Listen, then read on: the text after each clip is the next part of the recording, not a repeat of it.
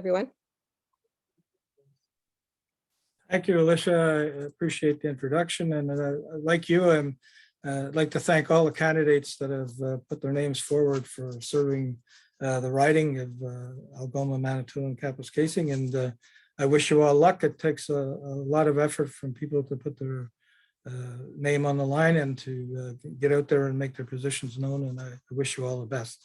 So what we have, I have some introductions to do for each of the candidates. They're in alphabetical order. So I'll start off with Clarence Barda from the Christian Heritage Party.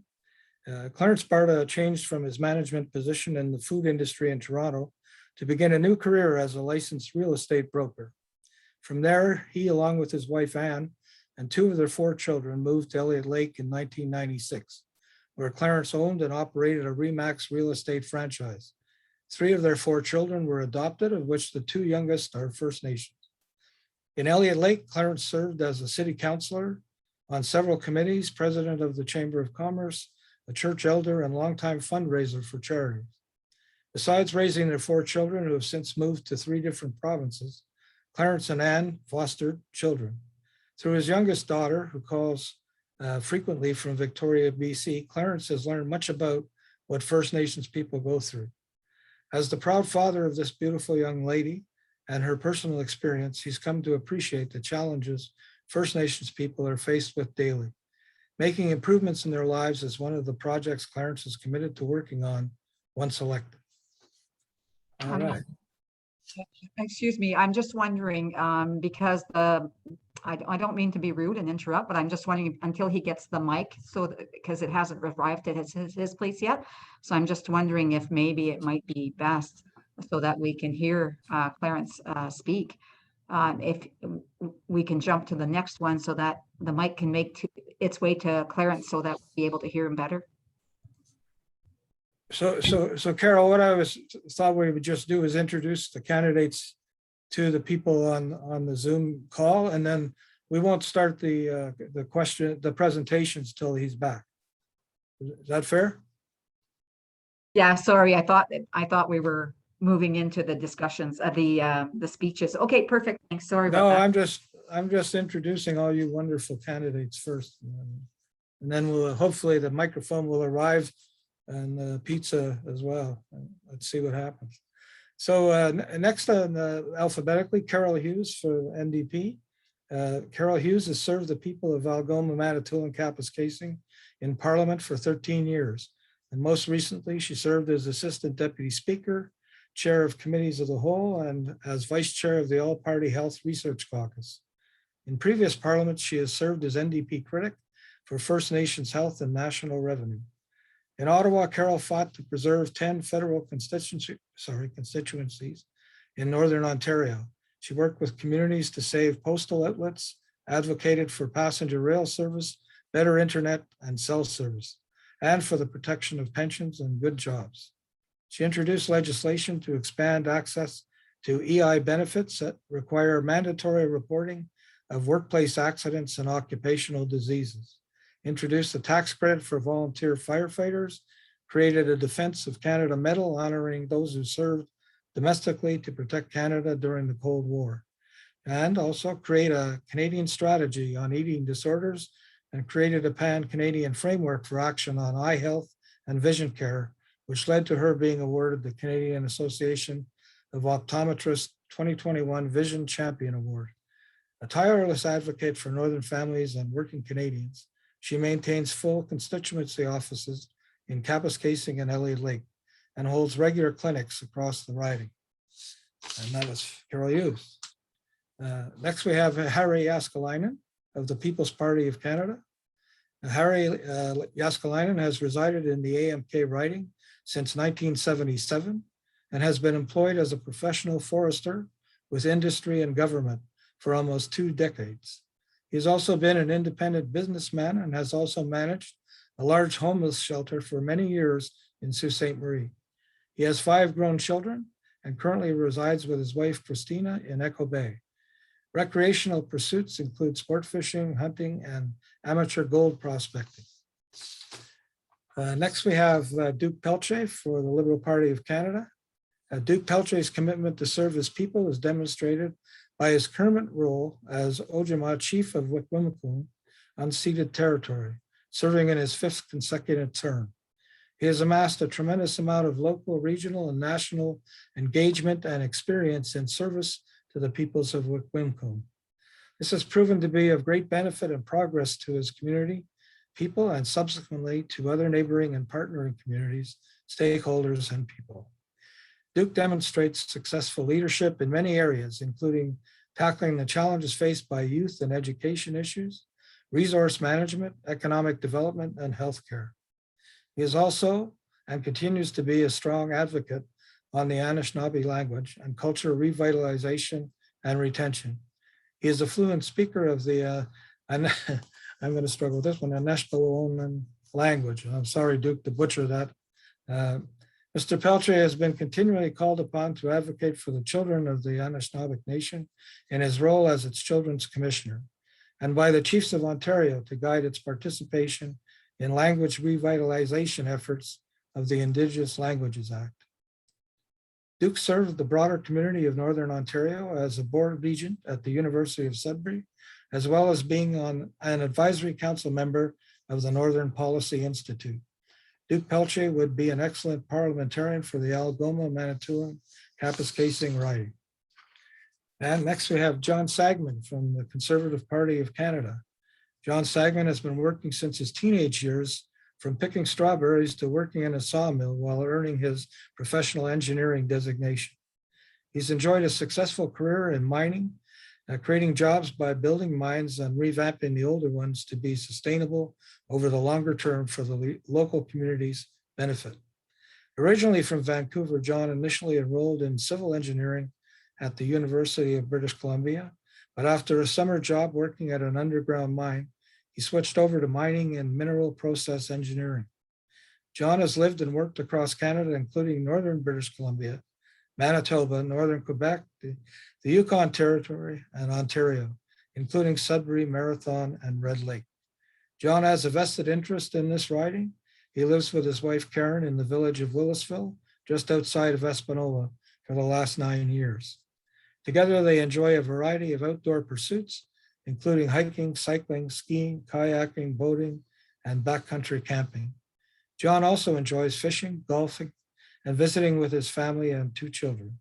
Hockey is one of John's passions, which helps build strong relationship in the communities he's lived in. John enjoys mentoring youth through sports, work, and politics, and John believes in giving back. Lastly, we have Stephen Zimmerman from the Green Party of Canada. Stephen Zimmerman grew up in Thunder Bay, attended university, and then moved to the Yukon, where he worked in the heritage sector. He met his wife, they started a family, and they became teachers. Family reasons took them to Ontario, first to Sault Ste. Marie, and then to Laird. Stephen teaches high school history and law, and while his wife teaches special education classes, they have 3 grown children. Stephen was attracted to the Green Party by their well-considered, future-oriented policies. In Stephen's view, climate change is the challenge of our time. Greening the economy is a key aspect of what needs to be done for both environmental and economic reasons. Stephen believes very strongly in the need for electoral reform, including some form of proportional representation to modernize the Canadian democracy. He points to the lack of any real reason for this election, calls for strategic voting, illustrating how outdated and ineffective our system has become. And that's it for the introductions for our candidates. I'm wondering if the microphone has arrived at Clarence Barda's place yet. Seeming to be some activity there, so. Yeah, it's there. He's just setting it up there. All right. Okay, so maybe what earlier we did draw names out of a paper bag, actually, for the order of presentations by each of the candidate. So I'll just explain again for people that weren't here earlier. Each candidate will have 6 minutes to do a presentation on their platform, and there'll be a 1-minute bell warning, and after that, at 6 minutes, there'll be the end of that presentation. And hopefully we don't need to mute anybody. We just want to make sure that we expedite the best use of time and that everybody gets the same amount. So subsequent to that, we'll be opening it up to questions that have come in from various people to the expositor office, and some of the questions will be directed to a specific candidate, but each candidate will have 2 minutes as well to summarize or rebut the answer given by the person who spoke first. So that's the gist of it. I hope everybody, it works for us. And have mercy on my soul. I am a rookie at being a moderator. I usually prefer to be just in charge and be a politician. Now I have to be nice, so bear with me. So I see that we have a technician working with Mr. Barda in the background, and hopefully we'll get that resolved so we can move forward. And as Carol said, in fairness, we won't do the candidate presentation until we see if we can resolve this.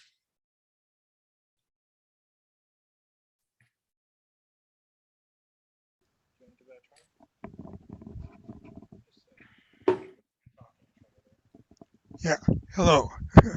Can you all hear me now? Oh, that's like, it's booming.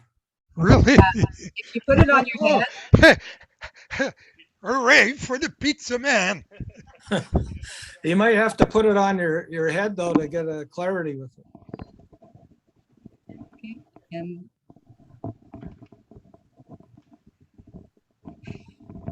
I think that we should, this is a good commercial for whatever pizza company we're working on.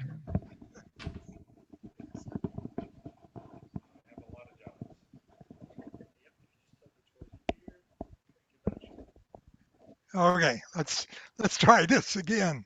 Oh, that's very good. Okay. That's Hey, gonna work. thank you, Carol. All right. So, okay, so Clarence, I don't know if you were able, because you were busy trying to get set up, but I introduced all of you candidates from the material you sent me. And what we're going to do now is each candidate has 6 minutes with a 1-minute warning after 5 to present their platform, or whichever they like to call it. And we drew from a hat earlier, paper bag hat. And so first up would be Duke Peltier. So Duke, you have 6 minutes to proceed. Is there a Whoops. Duke, are you freezing on us? hello? Yeah, hi. So Duke, could you do me a favor if you just try turning off your video for a second, just to see if your audio works. Try that. Better? I hear something. And testing 1, 2. Yeah. I don't know, maybe you can either try it without the video again or go ahead now. It's up to you. Okay, it said my internet connection was unstable, and I guess that's a good segue into one of the issues of the writing. All right, I'll start the clock now.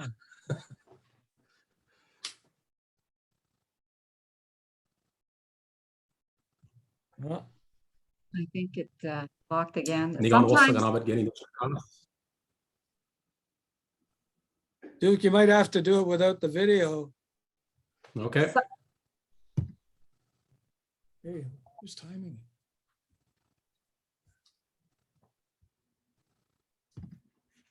okay.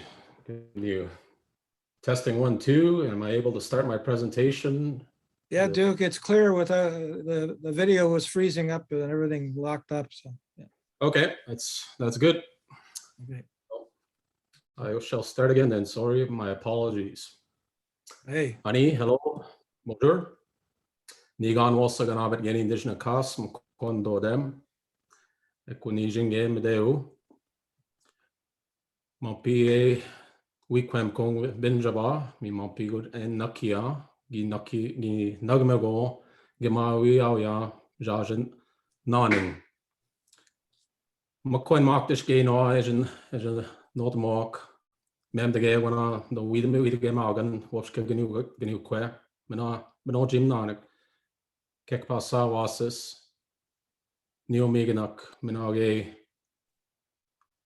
squash set kwe mi wagek en atamago megwa mampi bitnego we manage again. So good evening, everyone. I want to thank everyone for the opportunity to present myself as a candidate for Algoma-Manitoulin-Kapuskasing. I appreciate this opportunity to speak with everyone about how I and the Liberal Party will provide opportunities for all of the citizens to enhance their lives and their livelihoods. I also want to further thank everyone from the Manitoulin Expositor for providing this virtual forum for our citizens to get better informed about the people vying for their support in the upcoming federal election. And in saying that, I want to offer my thanks to the incumbent, Carol Hughes, for her years of service representing this riding. I myself bring to the citizens of Algoma-Manitoulin-Kapuskasing a wealth of experience addressing numerous issues that were important to my community as well as the broader Anishinaabe community, and have felt that I've provided positive impacts to the region as a result of a lot of that work. And it's from those experiences that I've considered the opportunity to run in this federal election on behalf of the Liberal Party to bring a unique perspective. And I say a unique perspective because I myself, when the Canadians and citizens of this riding are talking about reconciliation with Indigenous peoples, that I bring that my years of experience as well as my lived experience to those discussions. And as many people know in the area here on Manitoulin, I have extensive experience serving as a leader here in Northern Ontario. And with that role, I've been an active participant in representing people at the planning tables with all levels of government. And as such, I've had the honor, privilege, and responsibility to engage, listen, share, and advocate for those I've represented. Some of those experiences at the national level are as a result of tackling issues that were important to my community. And I can speak to one in particular where our community has dealt with environmental issues in relation to oil wells that were abandoned and orphaned in our community.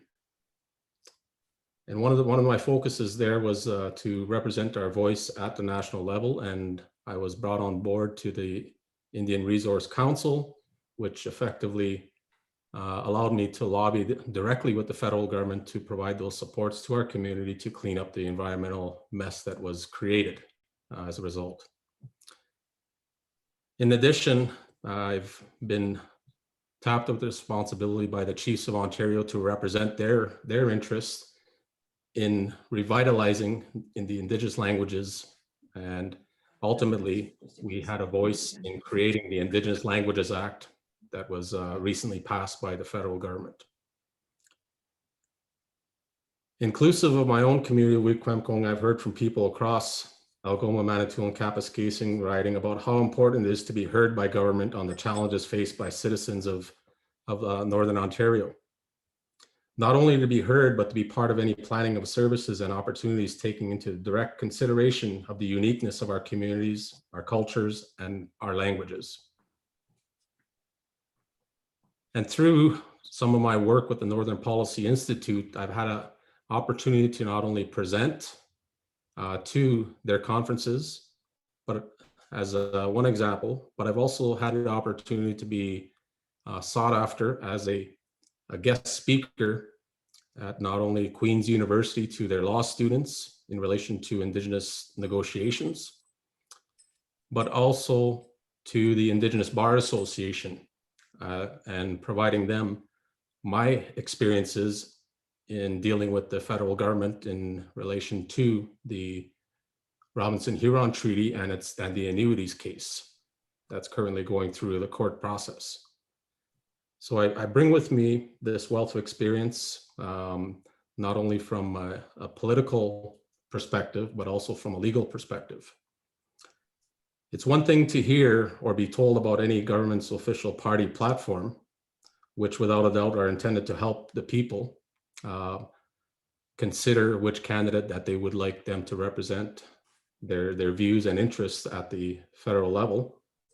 But what's really critical in this process is to hear from a candidate who is living in, raising a family, and working within the realities of this riding.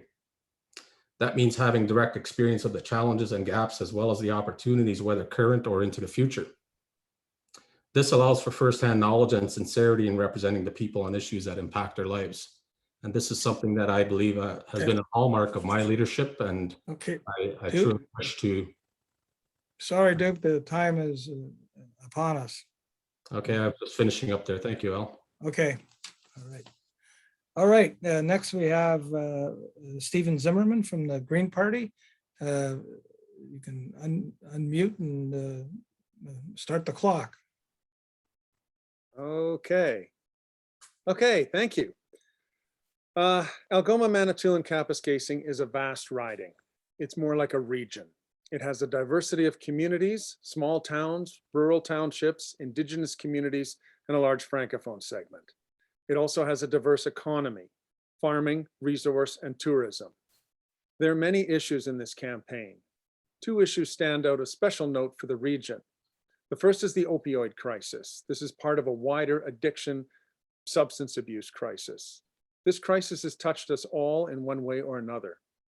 We seem to have difficulty talking about this crisis and its causes, which are as complex as the solutions will be. There's also the ongoing process of reconciliation. We must continue to correct the injustices of the past to create a better Canada for the future. On these issues, there's broad agreement that we need to act. For details of the Green Party plans, I refer you to our website and our platform. I'd like to highlight what I feel are the two most important national issues in this election: action on the climate crisis and democratic revitalization. Climate change. Every party has a plan, but will they actually do anything? Per capita, Canada is a world leader in emitting greenhouse gases. Our governments talk about taking action and then do nothing. Unlike other countries in our peer group, Canada's greenhouse gas emissions have not decreased in the past 20 years, and they actually went up in the past 5. The Green Party will take action on the climate crisis. You know that. We have a plan which is realistic, doable, and in line with those of G7 and other peers. This plan includes cutting greenhouse gas emissions by 60% by 2030 and becoming carbon neutral by 2050. We would transition Canada to a green economy, moving away from fossil fuels. Examples of this transition include the use of renewables and electrical generation, and ending the sale of greenhouse gas emitting vehicles by 2035. Again, this is in line with what other countries are doing. And if they can do it, so can we. And we must. Because if the rest of the world is going green and we don't, we will be left behind, relying on older, less efficient technology. The future is green. We can either do our bit, fulfill our international obligations, and join the global green rush, or we can keep talking, and get left behind economically and technologically. There are many roads to this green future. In our region, the government should help industry explore green economic opportunities. For example, I burn wood pellets made in. There's an export market for this sustainable fuel source. There will be many other economic opportunities in the green transition. It is not jobs or the environment, it's both. The other issue I want to highlight is electoral reform. These are essential to democracy. They express the will of the voters. Our system doesn't do that very well. With first past the post, candidates are often elected with under 50% of the vote. Majority governments are rarely supported by a majority of voters. Most Canadians will vote for a candidate who will not win. They often feel their votes are wasted, that they don't count. There is the perversion of strategic voting. You vote for someone you don't really support to stop someone else from winning. In 2019, the Liberal Party got 33% of the vote, 46% of the seats. Greens won 6% of the votes, 1% of the seats. The Conservatives got more votes than the Liberals, but fewer seats.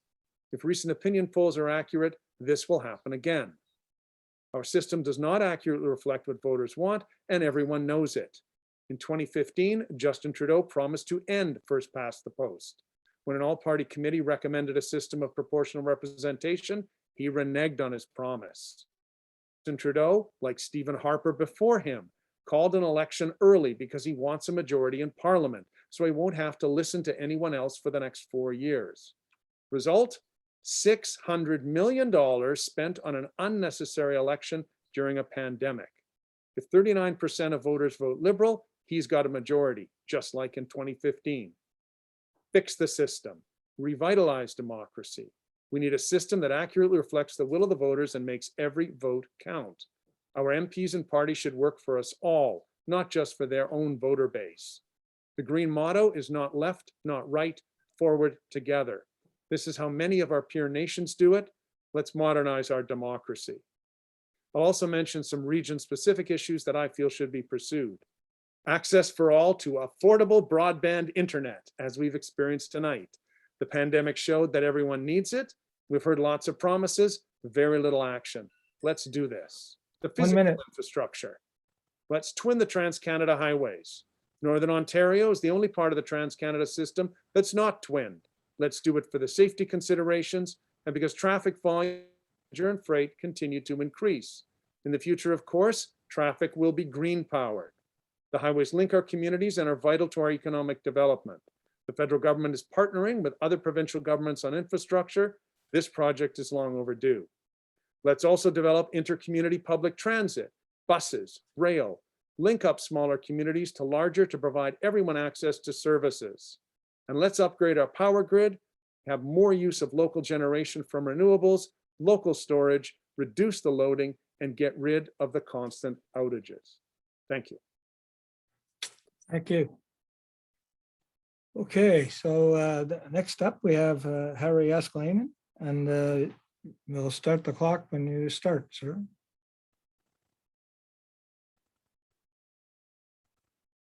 Just have to unmute there. There you go. Testing. Okay, thank you, Al.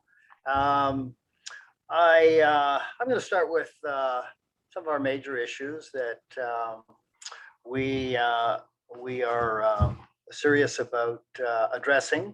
National sovereignty is high on our list. What we've seen is all three establishment parties in Parliament really abrogating and giving away our national sovereignty to globalist interests. The UN, particularly the WHO, the World Economic Forum.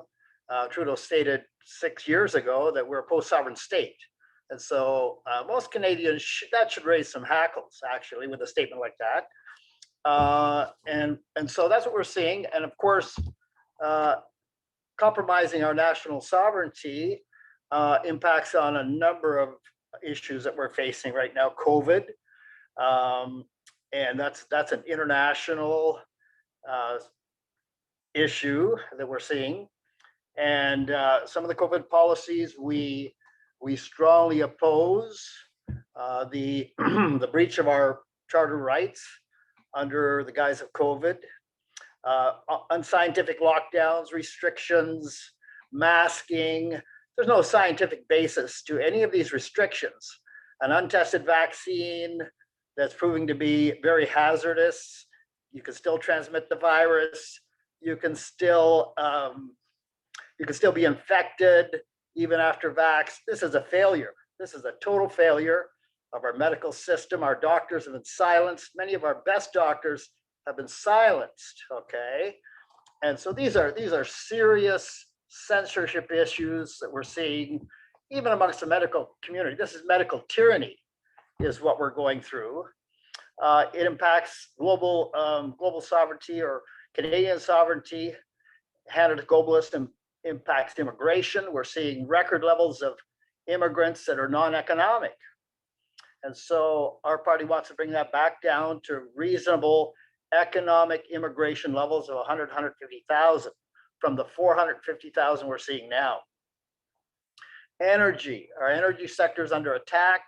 We're losing investment to other regions of the world, Brazil, to Russia, and Middle East, because of really international pressures and domestic pressures by our establishment parties. Canada should be energy independent by now. The green energy scenario and pipe dream of some of the parties is exactly that, a pipe dream. And so we're going to be relying on our oil and gas sector for the next half century. I'm convinced, and any other moves will be disastrous for our economy. The UN disarmament agreement impacts legal gun owners here. Okay, that's a UN initiative, and we're seeing a direct attack on legal gun owners, hunters, sports fishermen, shooters, sports shooters in Canada, and soft on crime policies. Total failure on gun policy in Parliament by virtually all parties, all establishment parties. Development aid, we're seeing development aid overseas being wasted, often in very corrupt regimes. And that development aid will be brought back to Canada, and we're going to support Canadians. We're a Canada First party, not a globalist supporting, global community supporting party. We will still support humanitarian aid, but development aid, we will curtail seriously. We will return to sound economic policies, balanced budgets that we haven't seen for a while. Budgets don't balance themselves, okay? We need balanced budgets and people looking at that. We will encourage small business investment, and we've seen 200,000, 250,000 small businesses lost under COVID restrictions that are totally unscientific, totally bogus. People are suffering. The fallout from COVID and the restrictions has been greater than the COVID deaths. And so this has been a horrific time for Canadians. We're going to encourage investment in our oil and gas sector, which has been totally ignored, totally abused by all establishment parties. Energy East should have been built years ago. Trans Mountain X, many parties are opposed to Trans Mountain and the twinning of that pipeline. A sad scenario. 1 minute. Thank you. We're going to repeal anti-free speech laws and bills such as C10, C36. Canadians have been under severe censorship. Under social media platforms, the media, we still don't hear conservative voices on the media. Okay, I've had some interviews with media, and I'm still waiting for my interviews to air, okay, because I have a conservative voice. Maybe some of you others have experienced that. We want to rebuild relationships with First Nations that are in tatters. First Nations still don't have clean water, and we're funding development aid in dozens of other countries. Something's wrong with our system. It's broken. We're going to allow debates on any social issue. These debates have been closed. Just as an example, on the abortion issue, we sit in the club of North Korea, China, Vietnam, and Cuba. Now that's a very dark circle of friends. You have to wrap up, Harry. Okay, and so I'll close with that. Okay. Thank you. All right, next up is John Sagman. We'll start the clock when you start to talk. How's that? You're muted, John.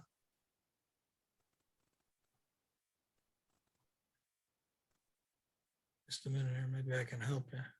There you go. How's that? Okay, Okay, don't touch nothing. okay. So, yeah, I'm John Sagman. I'm an engineer. I've been living in this area, as mentioned previously, for 10 years. And I bring to the table technical ability. We need technical ability in Ottawa to push forward our industries, mining, fishing, logging, farming, forestry, put out billions of dollars into Ottawa, and we don't get our fair share back. As stated by the other speakers, we're desperately short of infrastructure. Nothing's happening with that. A little bit is happening with that, but not much.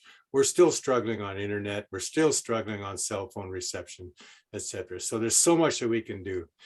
In addition, environmentally, we're not getting the technical support for environmental initiatives. I've done a lot of environmental engineering in other sites and some in Northern Ontario, and we should be doing far more environmental work than what we're doing now. So we need that support from Ottawa, and we need somebody there to go get it. With respect to the other categories, the other discussions, the First Nations, there's a lot that we can be doing with the First Nations. The first thing we have to do is listen. Review with the First Nations what their objectives are, understand them, and then put a team together and make things move forward. And as engineers, we develop a plan, we schedule it, we pull together the people that we need to put that plan together, and then we track it, and then we report on it, and we be transparent as to how things are moving. We also have a plan together to tackle this horrendous economy. When this economic performance that we're at, it's a G7, we're doing one of the worst out of all the G7s. And so this is, these are some of the main reasons that I decided that I had to step up to the plate, and I'm willing to transition from my career into representing this great riding in Ottawa. We also have a lot of work to do on the fentanyl crisis, the opioid crisis. Yes, we're putting together a $625 million project to support 1,000 beds and 50 communities or 50 centers to tackle that. And we need we need somebody in Ottawa that will get our fair share for that. And finally, we want to bring in a Minister of Rural Affairs. We really need that position in Ottawa to help Northern Ontario move forward. So there's a lot of work that we can do, and I'm really looking forward to doing that come October. Thank you.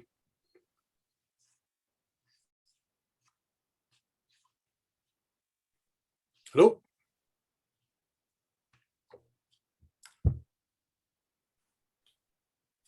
All right, if I still got time, I'll talk about small business. Well, you Nobody actually wants still to have cut me off. We got a 25. We want to pay 25% of the employees' salaries when they come back to work. The Canadian Employment Wage Subsidy Program is winding down, and we also, if they've been off for longer than 6 months, then we want to pay 50%. We want to help out our small businesses with interest-free loans and $200,000 loans, etc., and of which 25% can be forgiven depending on how much revenue loss occurred prior to COVID. Thanks. So John, you still had a minute or so, but you don't have to use it. That's fine. I didn't mean to cut you off there. No, that's fine. No, yeah, Okay. we also affordability, the food prices are high. We got to get some housing going in these communities like Dubreuilville. And it's absolutely ridiculous that we have children trying to go to school on their computer and learn from their teacher, and it freezes up. It's just not acceptable. We really got a lot of work to do here. So give me your support and let me get to work for you, please. Thank you. Okay. All right, John, thanks very much. Next, we'll go to Clarence Barda. If you're ready to tackle that headset. When you start talking, we'll start the clock. How's that? You're muted right now, Clarence. There you go. Okay. There you go. Well, thank you and good evening, everyone. In Canada today, innocent human lives, traditional family values, and even our Charter of Rights and Freedoms are under attack. The Christian Heritage Party will protect human life from conception until natural death, promote marriage as God intended, and protect your freedom of speech and conscience. Just think of what our economy would be like if we still had an abortion law and had saved the 5+ million productive human lives lost through abortions since 1969. As if 100,000 abortions every year is not enough, more abortion clinics are planned. Add to this deaths from euthanasia, MAID, M-A-I-D, medical assistance in dying, something most medical professionals don't want to participate in. Doctors chose their profession for the purpose of helping people to live and to ease suffering, not to help them to die. We were all created with the will to live, and that needs to be protected. Wouldn't this be a better choice? MAIL, M-A-I-L, medical assistance in living. And then why are more than 50% of First Nation children in foster care, while they're only a fraction of the total population? We all agree about how bad the residential schools were. Children torn from the families by force. Well, I've got news for you. Nothing has changed except that they're now called foster homes. Children are removed from their homes, and if parents resist, the police are called to do the dirty work. Who can love and care for the children better than parents? If parents need help, then that's what they should get, not the breaking up of the family. Would this be a reason why we have the opioid crisis? But there's always hope when all seems hopeless. We need to take a different approach to help families in crisis. We need to be respectful and listen to the wisdom of First Nation elders. They value life and the earth we live in. Learn from them. They were here first. They were a host. We just barged in on them, uninvited. The vulnerable, preborn, the elderly who are nearing the end of their life, those suffering from mental health have no choice. Who will be targeted next? The mentally challenged, perhaps? We of CHP Canada, the Christian Heritage Party, are the only ones committed to defend them. We want justice for all, including those who can't defend themselves. Do not be fooled by these new words like politically correct. When I went to school, it was either correct or incorrect. Pro-choice means pro-abortion or pro-death for at least 1 out of 4 preborn. Most avoid this subject. It is controversial. In this election, what will be your choice? As for me, I choose life over death. Thank you. And when this is all over, I'll throw away this computer and get a new one. Um, Thank you. I don't need more time. I'll pick it up during question period. Okay, thank you, Clarence. Next up is Carol Hughes.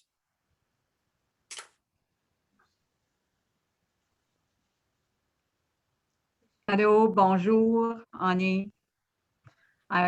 First of all, thank you for hosting this event. I'm joining you from the Robinson-Huron Treaty lands, more specifically the traditional territory of Serpent River First Nation.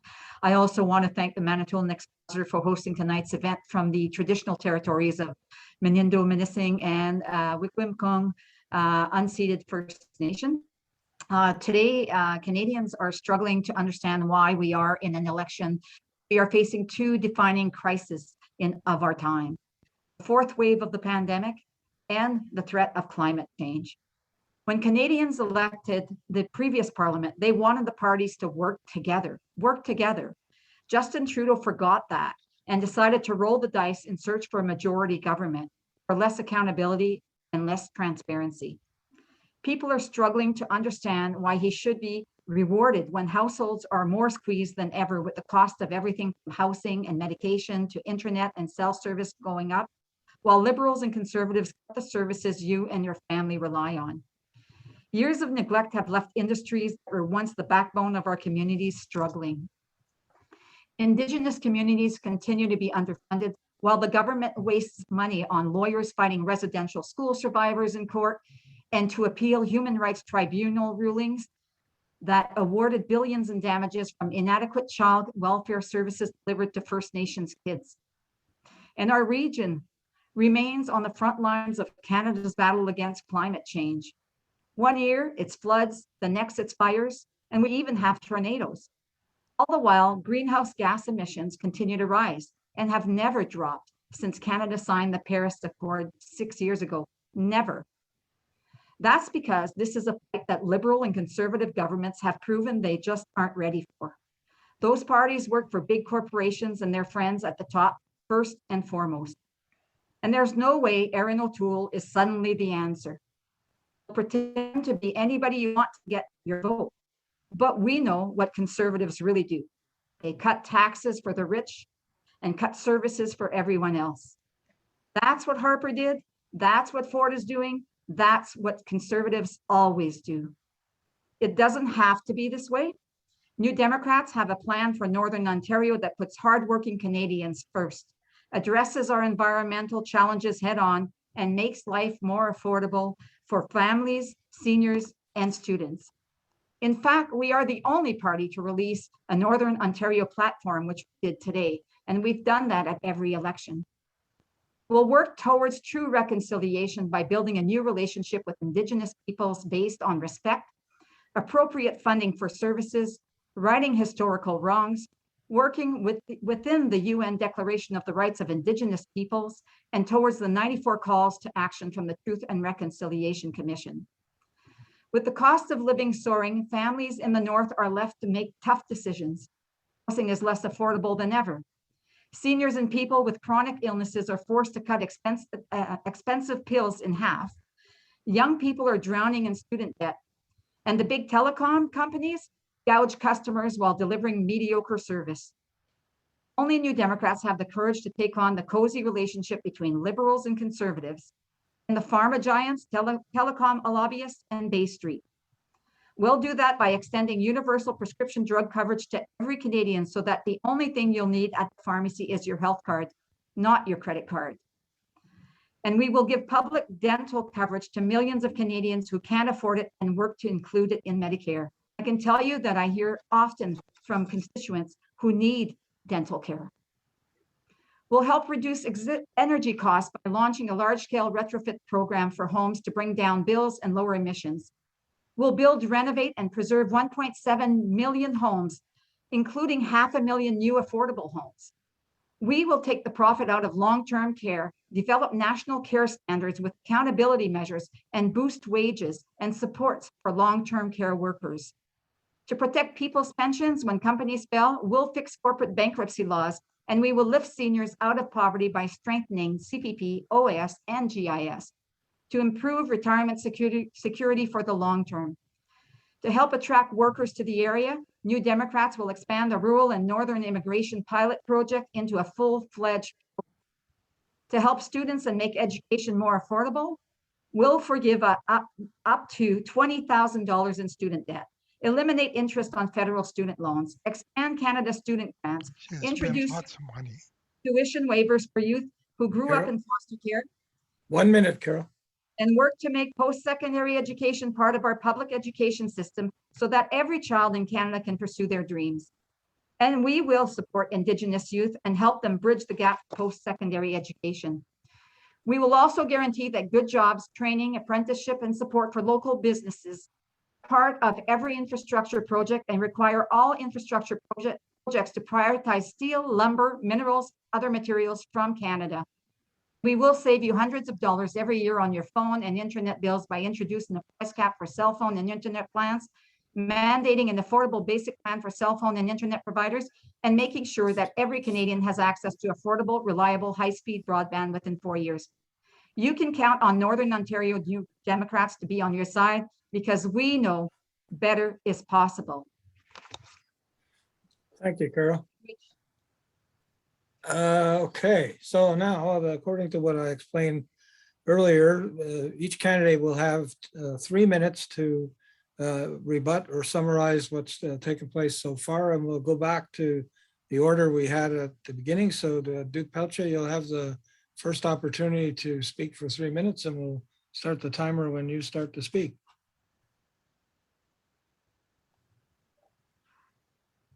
I'm going to shut this video off again here so it doesn't freeze, if that's possible. So, All right.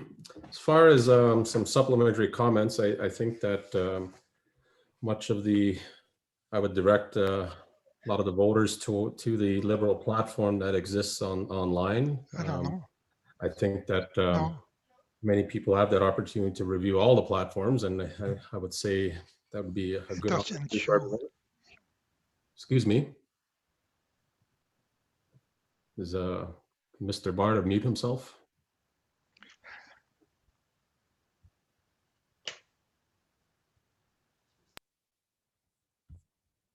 Miigwech, thank you. So I think what I can say is that there are plenty of issues within Northern Ontario, and specifically this riding. And I think what we wish to see is that we want to have representation that is going to go after these issues that have been raised. In particular, I think that we are experiencing skilled shortages in many of our industries. And in particular, we want to advocate for tourism as a very specific example, which is one of the hardest hit industries in this riding, as a result of the government intervention to recommend that individuals stay home and to keep themselves safe. One of the other areas that requires the significant investment and advocacy is to ensure that the technology does arrive at our table. And I look to the collaboration between all the municipalities along the North Shore and Manitoulin in addressing this issue on their own, the Broadband Kofi project. And that's an initiative that will bring specific technology jobs, and not necessarily for the giant telecoms, but for real jobs based in our communities.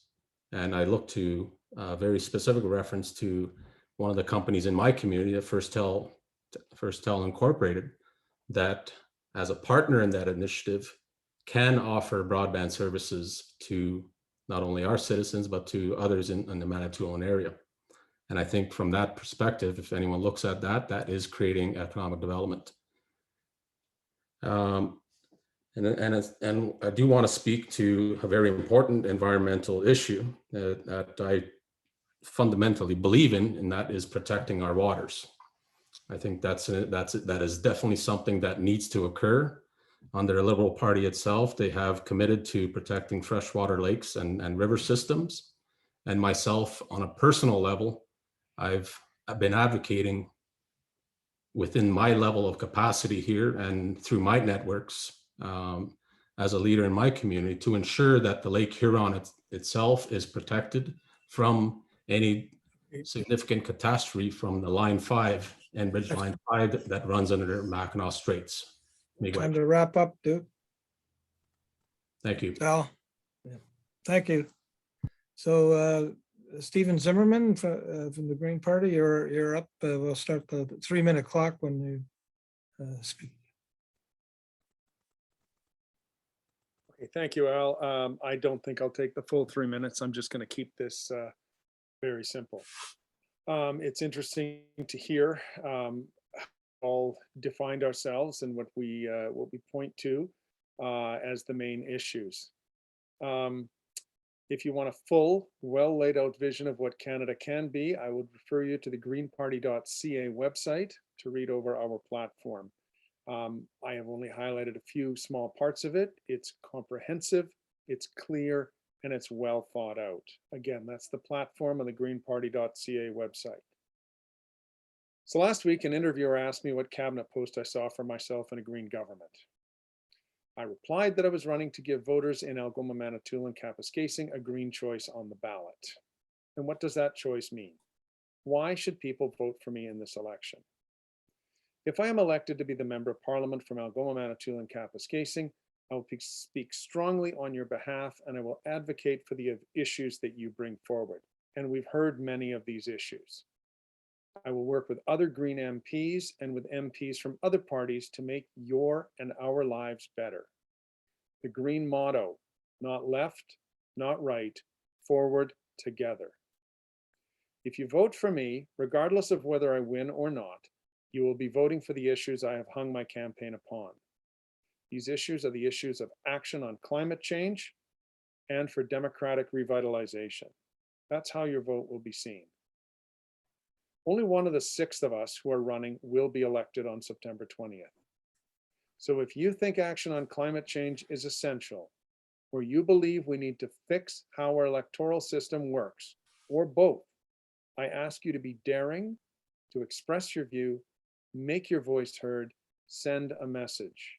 Because it's a clear message, your vote won't be wasted.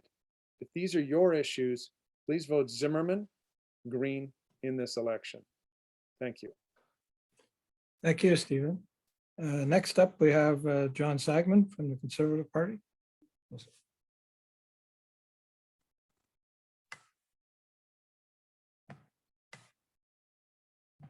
We just have to get you unmuted, John. There you go. Thank you. It's disappointing to hear this rhetoric about the Conservatives and the Liberals being having the same objectives, etc. The NDP and the Liberals have had a coalition. Everybody knows that, and it's gotten this country nowhere since they've both been in power, and they both supported each other, and it's just been a disaster. In addition, this rhetoric about over the last 10 years and what the NDP are going to do in the future, they've done nothing in the last 10 years, or minimal at best. We're still on a jackpot with respect to our infrastructure. We're not getting the support we need from Ottawa. We need a technical person in Ottawa that can go after this stuff, as well as improve our cell phones. Right now, the Liberal government is printing $3 billion a week, which is driving up inflation. They're spending about $450 million a day over budget. It's driving up inflation. It's ruining our affordability. It's eating up our pensions, and the NDP could care less. And so we really have to turn this around. It's time for change. Our First Nations have been stuck in neutral for 10 years. We all know that. And we got to get moving. And on the Articles 71 to 74, 76, with respect to the Truth and Reconciliation action items, we got to be moving, get a plan together, and start working with the First Nations to take care of that. It's just not acceptable what's been going on in Northern Ontario. And that's why I'm willing to transition from my role as an engineer and run in the federal election, because we have to win this, and it's time for change. We got to change this around now. Thank you. Okay, thank you, John. I made a human error. I know it's hard to believe, but Harry Askalinen should have been up first, but I'll turn it over to him now. So.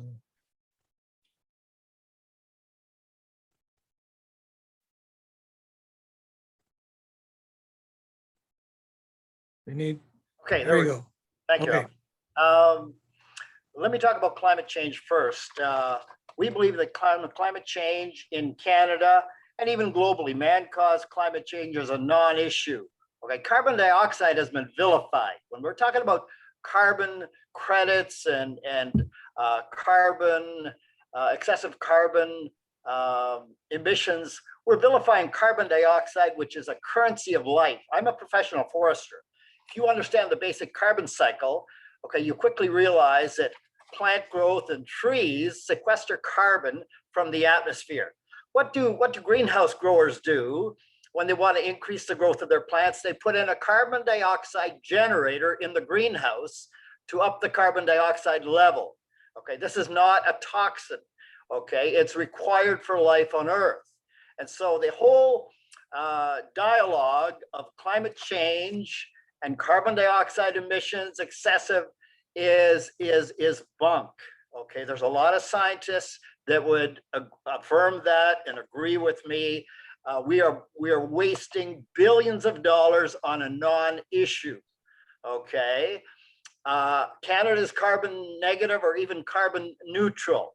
Okay, when you look at the vast amount of sequestration that's happening from our forests in Canada. Okay, it's interesting that the Liberals are talking about clean water when we have billions of liters of raw sewage pouring out of the Prime Minister's own riding in Papineau and Montreal. 40 communities in Quebec are pouring raw sewage into the rivers of Quebec. Okay, and so that's hypocrisy from the Liberals, totally. The Conservatives have gone globalist. Okay, they are no longer protecting Canadian sovereignty. They are supporting UN initiatives. They are supporting the World Economic Forum, the Great Reset, that Trudeau called conspiracy, but now we know that it's out in the open. Every premier of every province has received the book, The Great Reset by Klaus Schwab. Okay, this is a global initiative to bring in global Marxism. Okay, you'll own nothing and you'll be happy very soon if this continues. Okay, and that's what we saw under COVID. We saw a huge attack on our middle class and the small business sector, all unscientific. Nothing has panned out in court about any of the COVID restrictions as being scientific.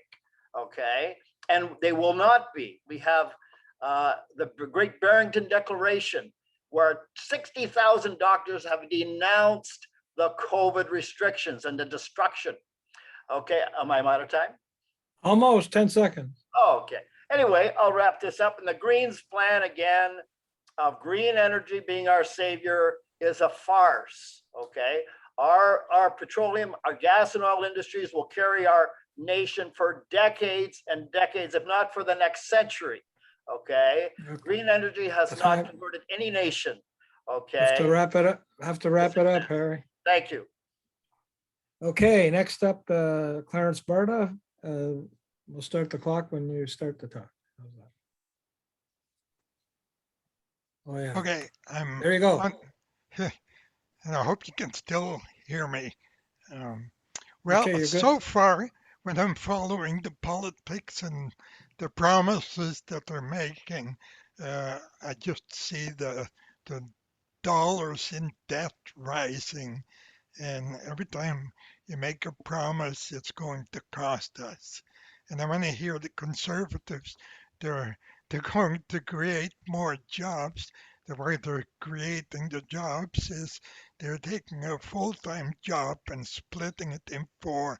So now these poor people have to work 4 jobs in order to make a half-decent living.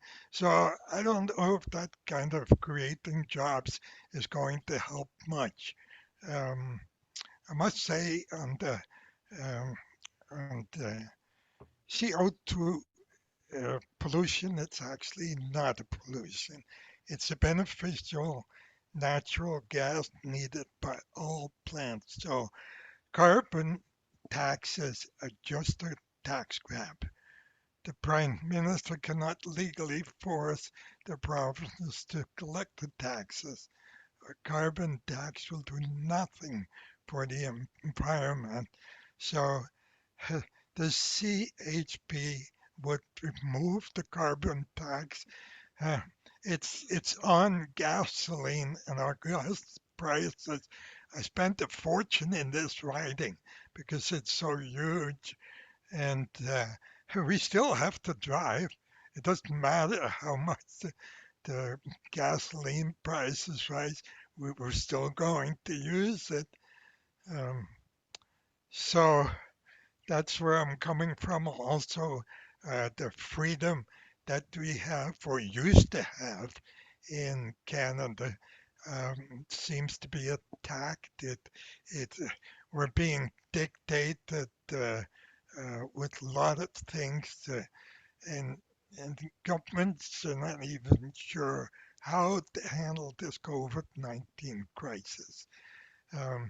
I know that things work, but people have to take responsibility, and the government thinks that they can't be responsible for themselves. Well, I'll tell you, by now everybody knows that hand washing is important, masks are important. I always see the benefit because every ever since we started masking, I haven't had a common cold and I haven't had a flu. So I think that I would probably continue masking even once this is all settled. Although I hate masks, there is a benefit to them.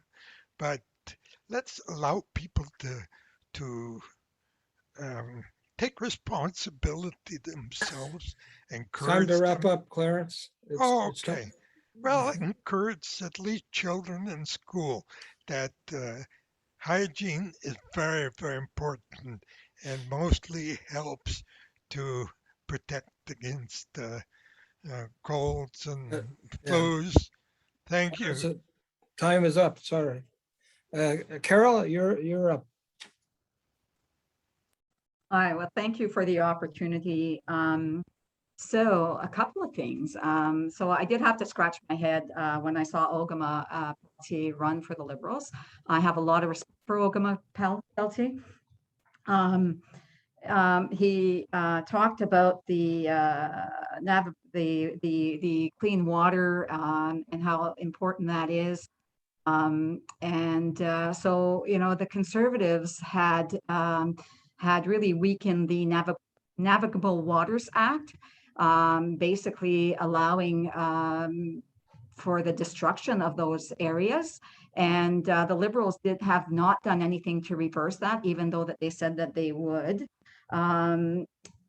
When I look at the oil wells, the orphaned oil wells, I know that the chief recognizes that I did some work with them as well on that to help move that a little bit more, to get more of them done within his community. They had reached out to me, and that's what we do as parliamentarians. We don't go out there and build projects. We go out there and advocate for what the individuals, the communities want, the individuals want. We work with them to there's often some bottlenecks, and that's where we do our work. You know, John talked about, Mr. Sagman talked about tourism, and yet it's the Conservatives that closed down the ACR line that saw that passenger train go down the tubes, and the Liberals haven't done anything to reinstate that. You know, they're throwing crumbs, but now we've got Missinaibi Cree First Nation who's really willing to put this on board, as were other entities before. And that was $2.2 million that the Conservatives got out of that line that the Liberals wouldn't put back in. And we're talking about a $38 million to $48 million return per year. That really hurt tourists, the tourist sector. And during this COVID crisis, certainly the tourism sector was affected quite deeply. And unfortunately, there was many of them that were left behind because the programming just wasn't there to assist them. So I remember writing to the minister on a number of occasions about the challenges there. I know that Mr. Sagman also mentioned H&M Kofi. I can tell you I've done a lot of work with H&M Kofi. I actually knocked on the door of the minister on numerous occasions, and I was very happy to see that they finally got the funding. This is a community-driven initiative for broadband, working with other communities, and that's what I do, is work with those communities and get those projects underway. You know, the People's Party mentioned about untested vaccines. What I can tell you is that the vaccine has been tested. You know, many of us have taken it. There is no medication that has ever been proven to be 100% without an effect on somebody at some point. We are doing well, and the mRNA vaccines have been used since the 1995s, I believe it was, and so has the other vaccine. Carol, So we they have just to- remodel it for what the COVID is. We Thank have you. to wrap. Thank you. Okay, so thanks very much from all the candidates for platforms and your responses and your follow-ups. This is the point in the evening where we entertain questions from people that have sent them in to the expositor office. But we have a substantial number of questions. Some of them are directed at certain candidates. So what I'm suggesting that I'll read the question. If it's directed at a specific candidate, then I'll identify that. If not, then simply wave your hand to get my attention if you want to weigh in. If you choose not to, there is no requirement that you jump in on every question, but you have that opportunity, and we'll just try and keep those answers short. We easily have a couple 20 or 30 questions. So I'll read the first one, and this is addressed to Carol Hughes by Sherry Lewis from Manitoulin. What do you think of the biased state of our mental health care system?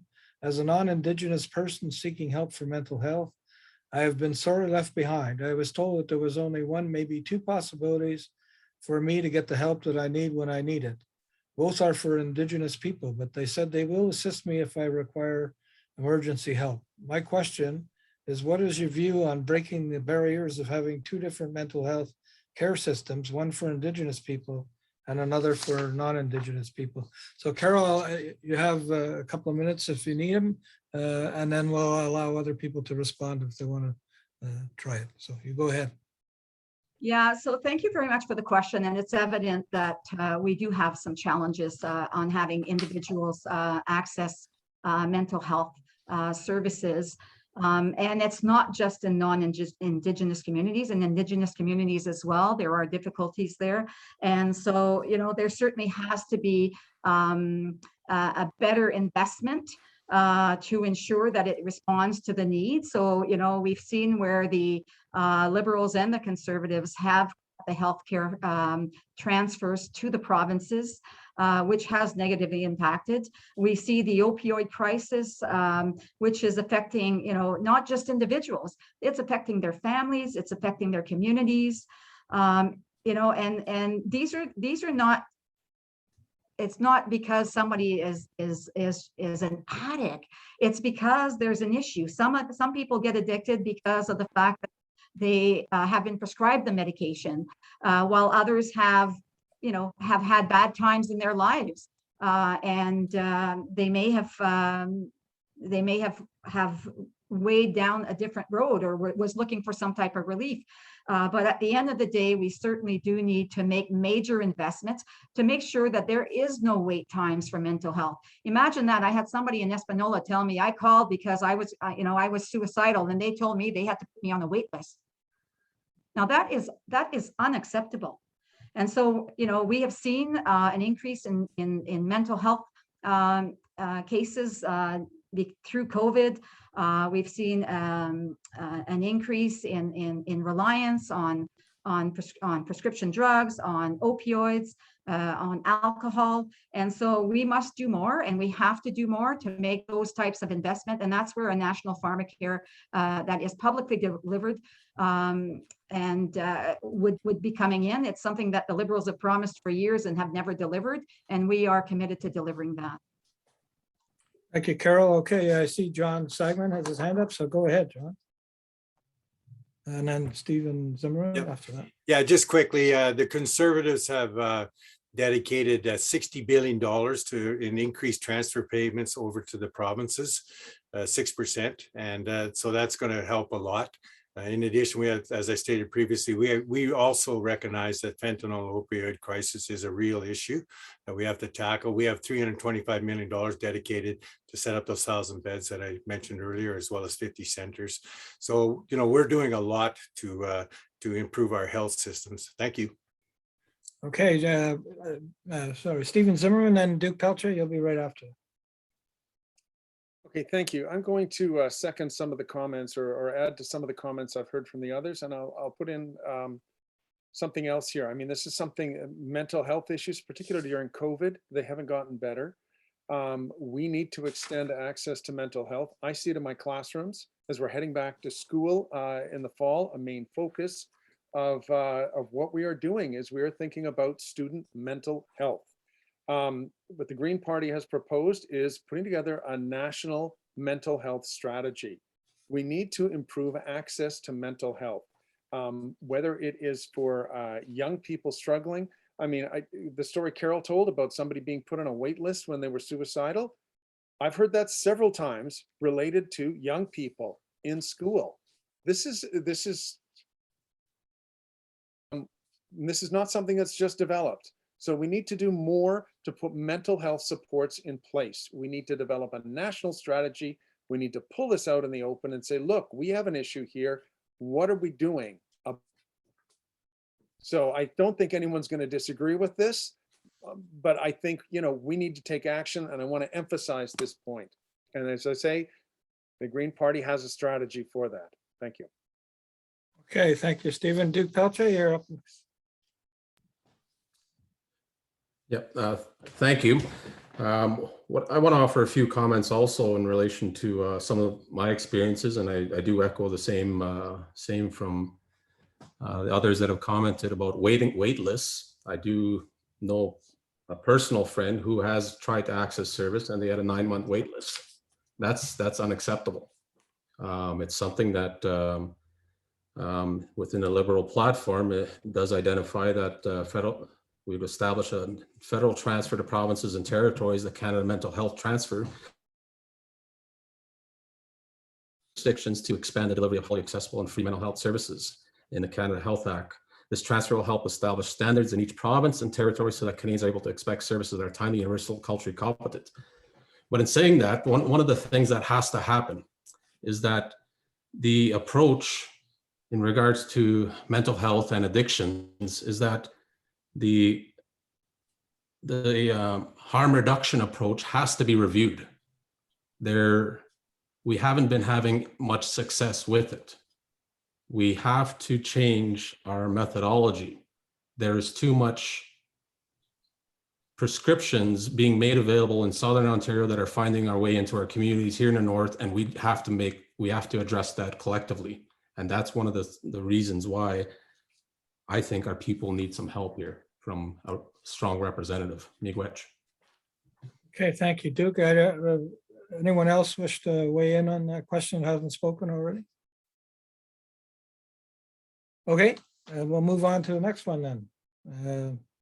This one is directed to everybody, so it's from John on Blind River. It says, if elected, how can we count on you to support and represent our often ignored northern communities? You're welcome to just signal me and I'll, okay, John Sagman, you're first.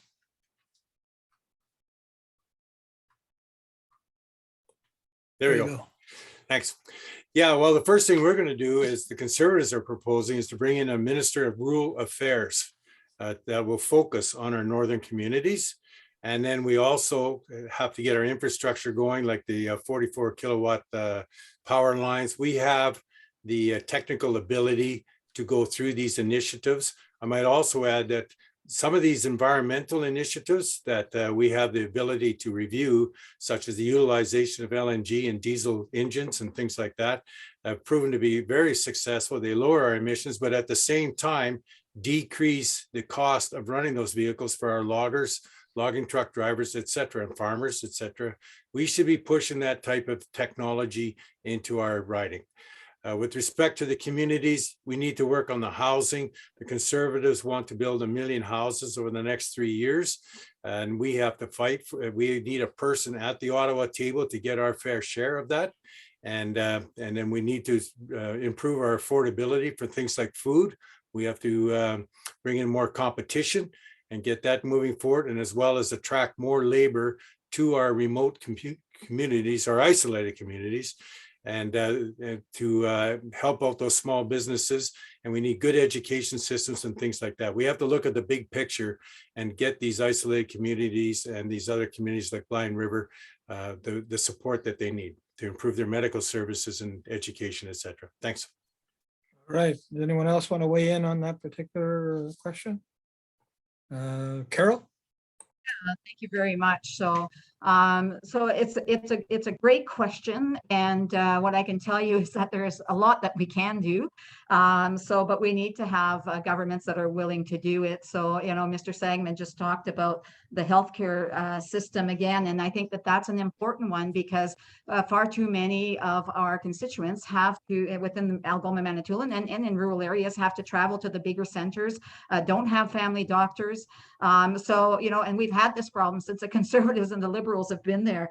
So that's why we need to have a national pharmacare program that really covers people head to toe, and that also includes funding to assist communities in being able to recruit doctors. And that's why we need this immigration portal policy that I said has to be expanded, because the current one, I believe, is within 75 kilometers of a big city. Well, that doesn't work in our communities.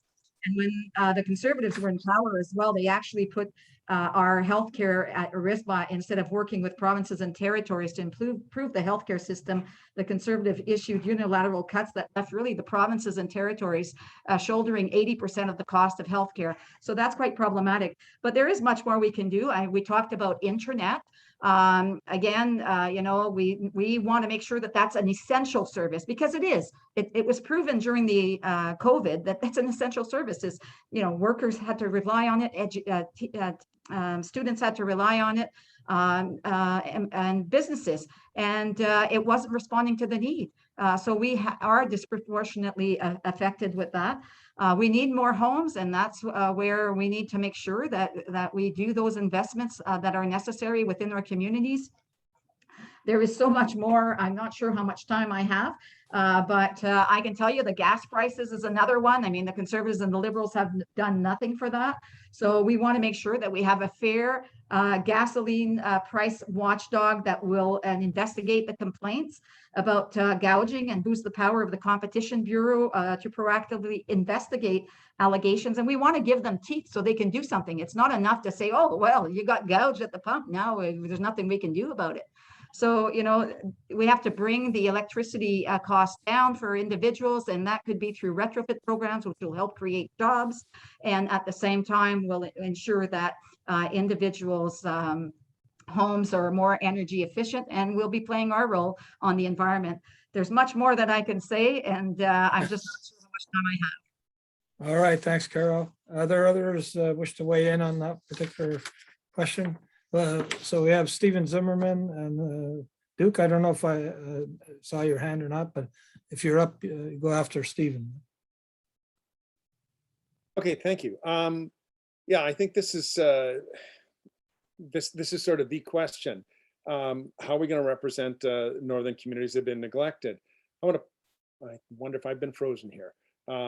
No, broadband internet is one of those things which should be, as Carol just said, an essential service. I couldn't agree more. But I've been hearing promises and promises and promises for years about this. I don't have it. My neighbors don't have it. I'll believe it when I have it.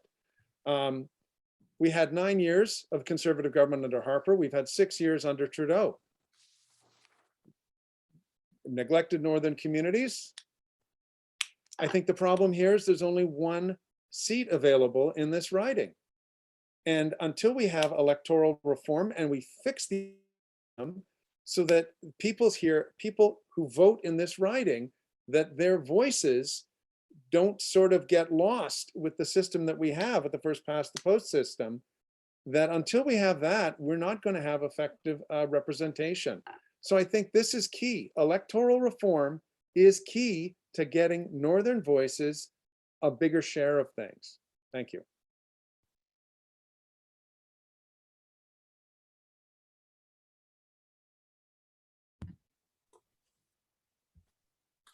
Hi, can I speak? I think I was before you there, John. Sorry. Oh, okay. Oh, sorry about that. Thank you. Sorry about that. So I think the what I can say, and I can keep it brief, is that Northern Ontario needs a representative within government. I think that is the bottom line to ensure that its interests are being met. Miigwech. Thanks. And I just have a very quick comment. If the internet is such an essential service, if it's such an essential service, why has nothing happened? Thanks. Okay. Anyone else want to Are we weigh? able to do second rebuttal? Is that the case? I didn't think that was the case. How about I make a deal? Go ahead. No, I just wanted to know if there was opportunities to do second rebuttal, because that wasn't what we had seen. So I just want to make sure that we're all on the same level. Yeah, I think I'll have to try and keep a tighter rein on you guys. You're getting pretty wild out there. So anyway, we do have a ton of questions, so we better stick to one response on them. From otherwise, we're not going to get through them all in a reasonable period of time. So if there's no one else that wants to speak to that previous question that hasn't spoken already, I'll move on to the next one. How's that? Here I go. So this is from Mike Bolton of the Dominion Bay to all the candidates. It says, on September 15, 2014, I attended hearings at Kincardine and made a presentation regarding the possible construction of a deep ground repository for the permanent storage of low and medium grade nuclear waste at a nearby site, Bruce Nuclear.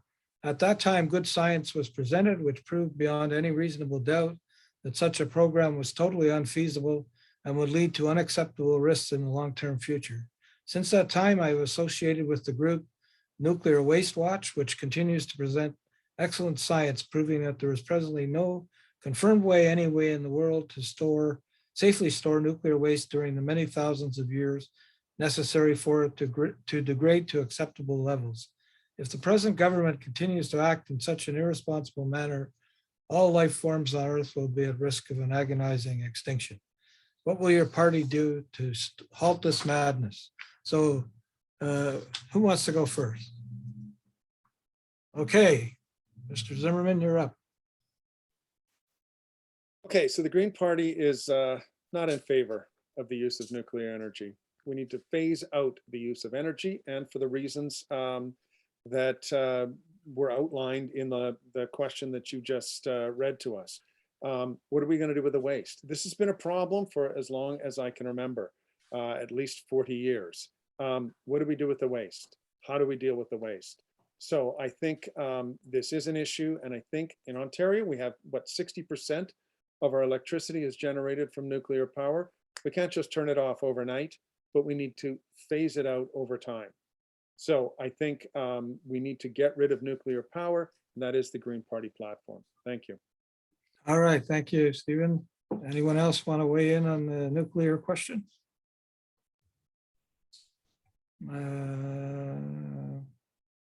Okay, Clarence Barda, you're going to have to unmute yourself. There you go. Yeah. Okay. Nuclear energy is the most efficient way for us to use electricity and everything else that we need to keep our corporations and people going. We've got an opportunity to, I remember that the company was going around during Elliott Lake and showed presentations on how safe the storage of it was. And I was convinced at the time, and I'm still convinced that that it would be safe to put in our backyard. It's not, it's like everybody else, not in my backyard, but as safe as it is, I'm okay with it. Okay, thank you. So John Sagman? Yeah, the nuclear utilization of nuclear energy has been around for a long time. And I know when I was working in northern Manitoba that there was an underground nuclear facility that was being constructed at that time. And that was 20 years ago. There was no blasting allowed. We had to use the hydraulic splitters, et cetera, to ensure that there was no cracks in the ground. It was solid granite. So there were certain engineering specifications that had to occur. So what I would do is, as representing this riding, is that I do have a bit of technological knowledge about that. And I would meet with our constituents and review the studies to date, have a look at the geology, things like that. And we would review that and then decide what's best for our residents and in our communities. Yeah, that's what I would do. All right, thank you, John. Anyone else? Carol Hughes, go ahead. Certainly, this has been a topic of discussion across the north and other places for quite some time. And I think, certainly there are some concerns that are being raised with respect to the burying of nuclear waste. I know that the Indigenous communities have also opposed the transportation of nuclear waste on our waterways and the burial of it. So there is some serious concerns when it comes to nuclear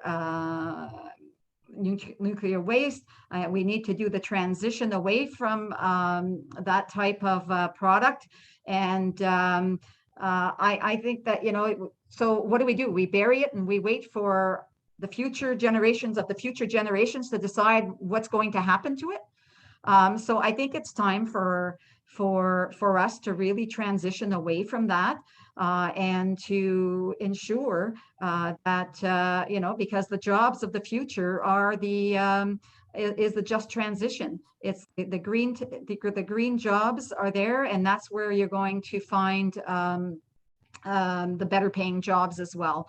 So at the end of the day, I think that there is legitimate concerns about burying this waste. And I think that, communities, Indigenous communities,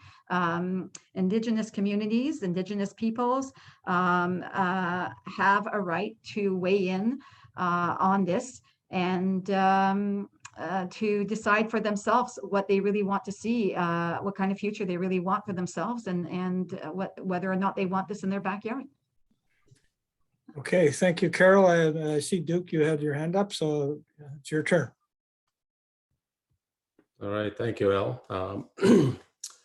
I myself have expressed concerns on behalf of our community in relation to burial of this nuclear waste from the Bruce nuclear power facility, and I think that these discussions do have to happen to ensure that water protection is of prime concern, as well as the environment. I think that it is on top of many people's minds in protecting our precious resources for the future generations. Yet, adequate engagement has still not happened. I think the transportation is continuing from these facilities to sites to hold this waste material on top of ground, yet the discussions have not yet happened to ensure what the plan is going forward. And I think that those are things that have to happen.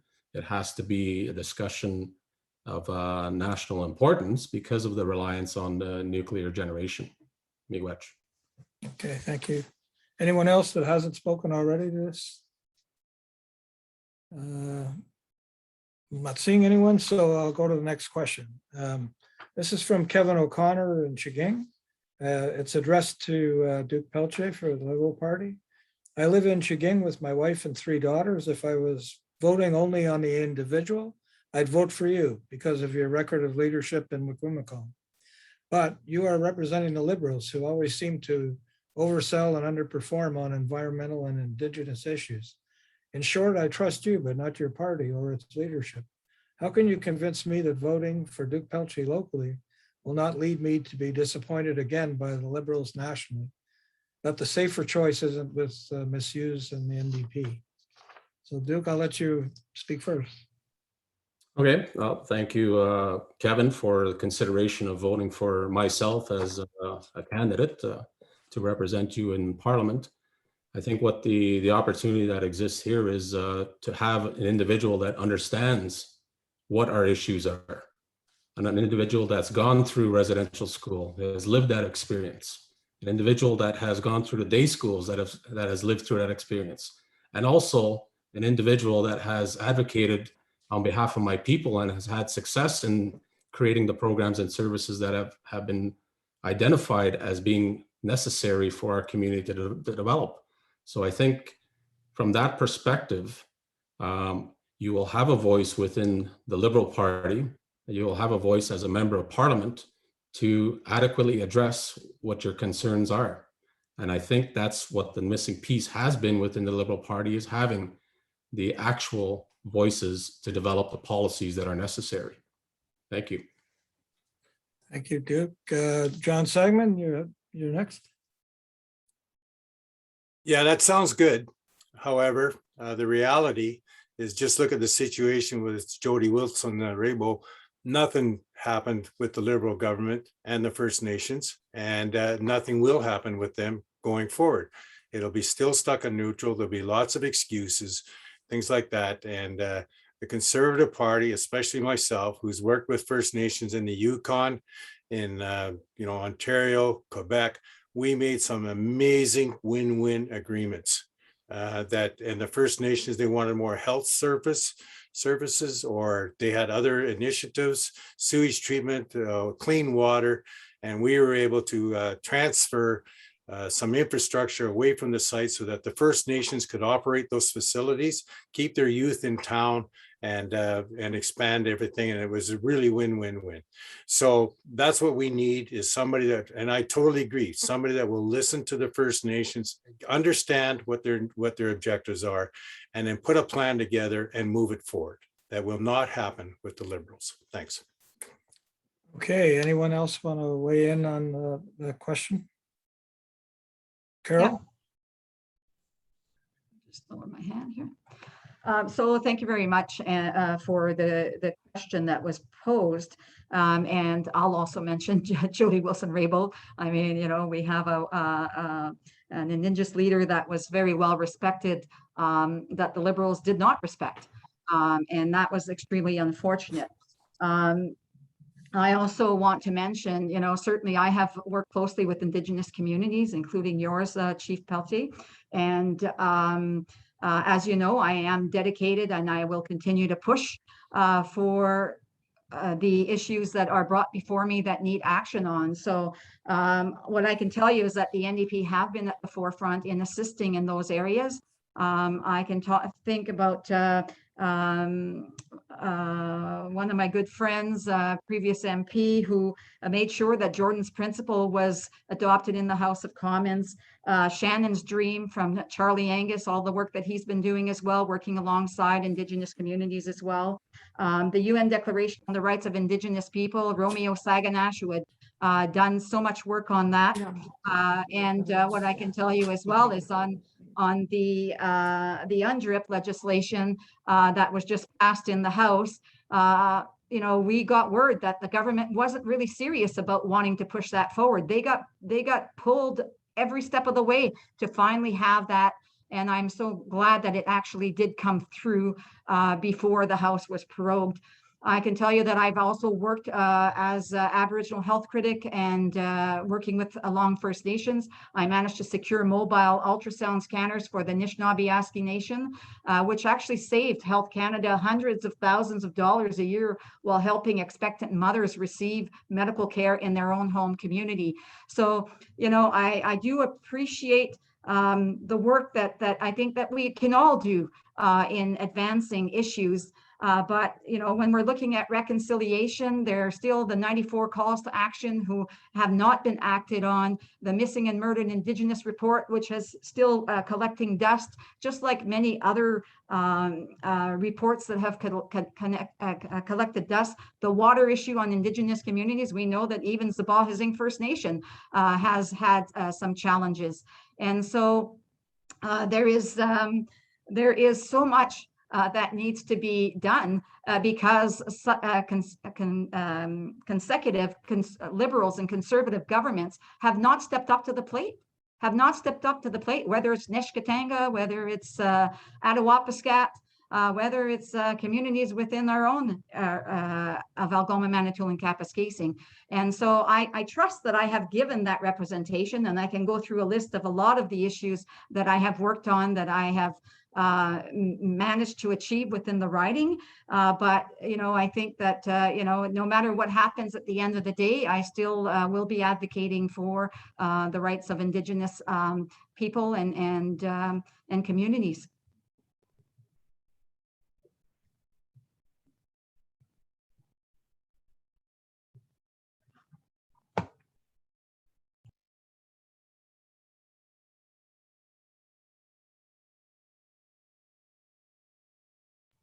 And since we're waiting, Mayor I'll Al. Hello, Al.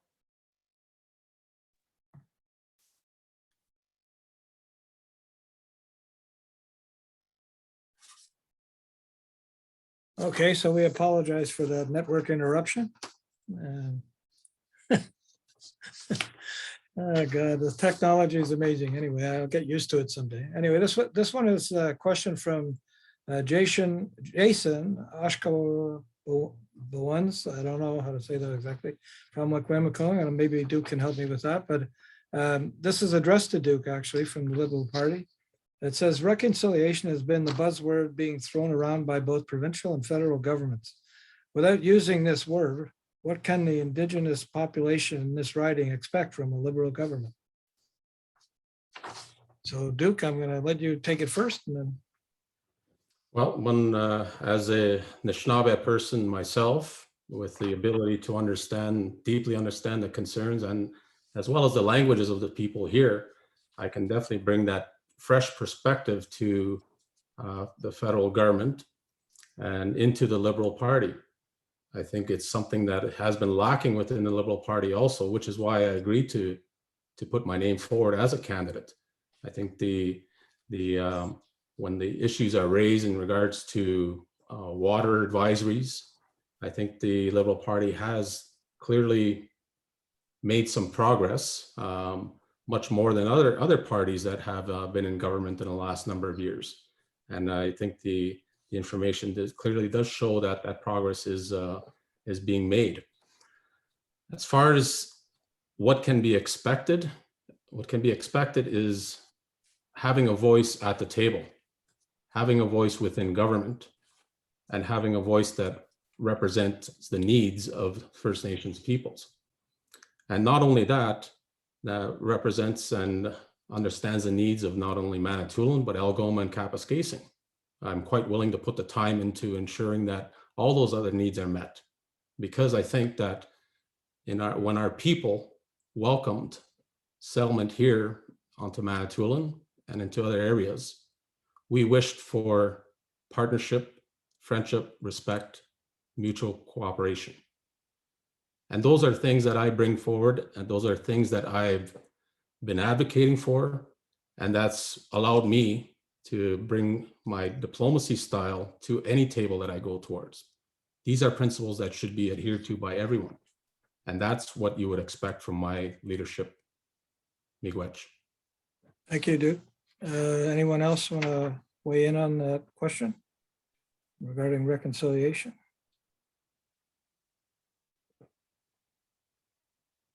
Okay, Carol? Yes, please. So certainly on the reconciliation, as I said, the Liberal government certainly has not stepped up to the plate to act on the calls to action. And so the NDP will certainly fully implement the United Nations Declaration on the Rights of Indigenous Peoples and the Truth and Reconciliation Commission's 94 calls to action. Everything that we do should be done within that scope. New Democrats will work with Indigenous peoples to co-develop a national action plan for reconciliation, drawing directly from the calls to action and the declaration to ensure that Canada's laws, policies, and practices are consistent with Canada's human rights commitments, including cultural rights, land rights, and rights to self-determination and self-government. And through legislation, we will establish a National Council for Reconciliation to provide oversight and accountability for this process, reporting regularly to Parliament and Canadians. And we will also replace mere consultation with a standard of free, prior, and informed consent for Indigenous communities affected by government policies. We also need to do a lot of work in ensuring that the residential school legacy is never forgotten.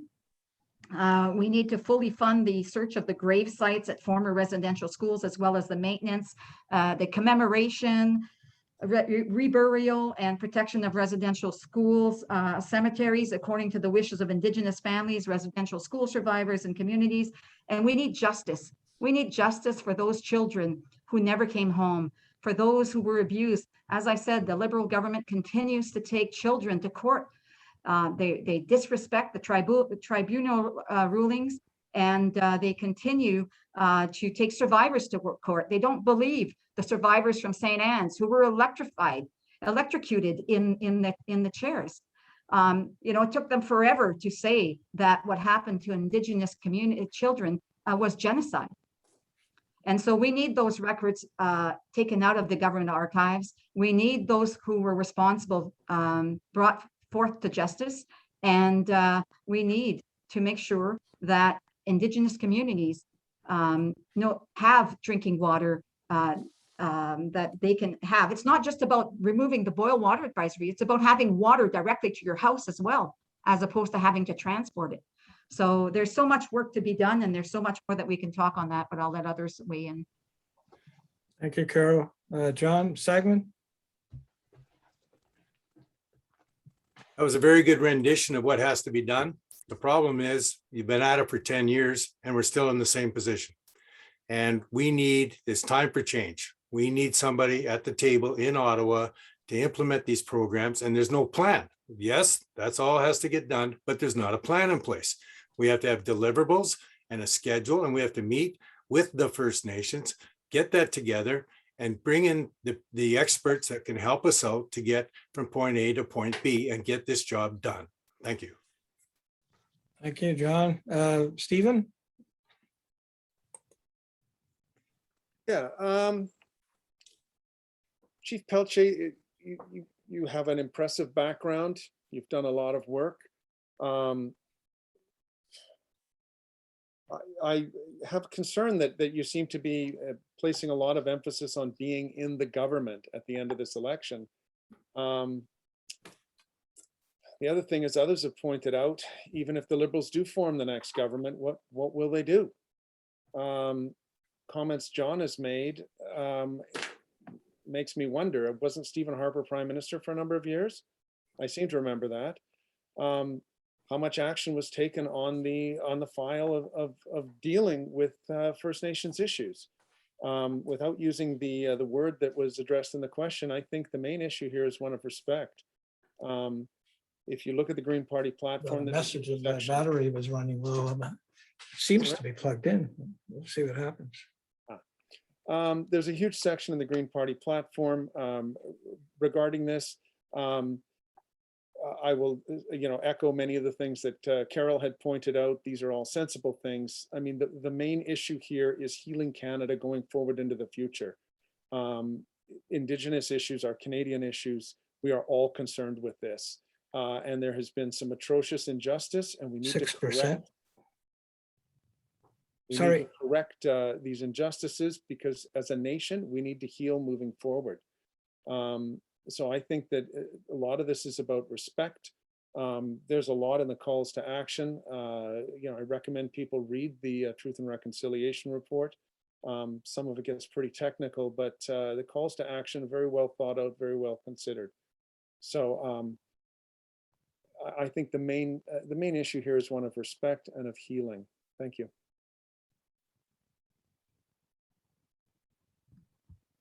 Well, Clarence Barda, you're up.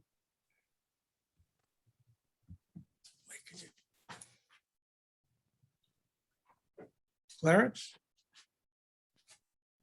I got a little trouble with the technology, but here I am. The Indian Act is outdated and must be replaced with legislation based on the following: recognition of prior occupancy by First Peoples, restitution where and as appropriate, reconciliation leading to full participation in Canadian society for all Canadians. And CHP would work on that. Thank you.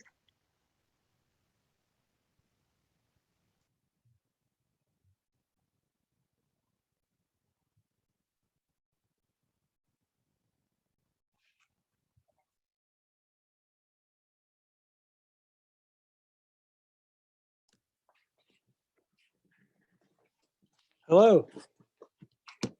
Oh, yeah, but it's geared to my, oh, I can't, just a minute. Stand by. You're unmuted. I know, but I'm using my, is this like hands-free? What do I do?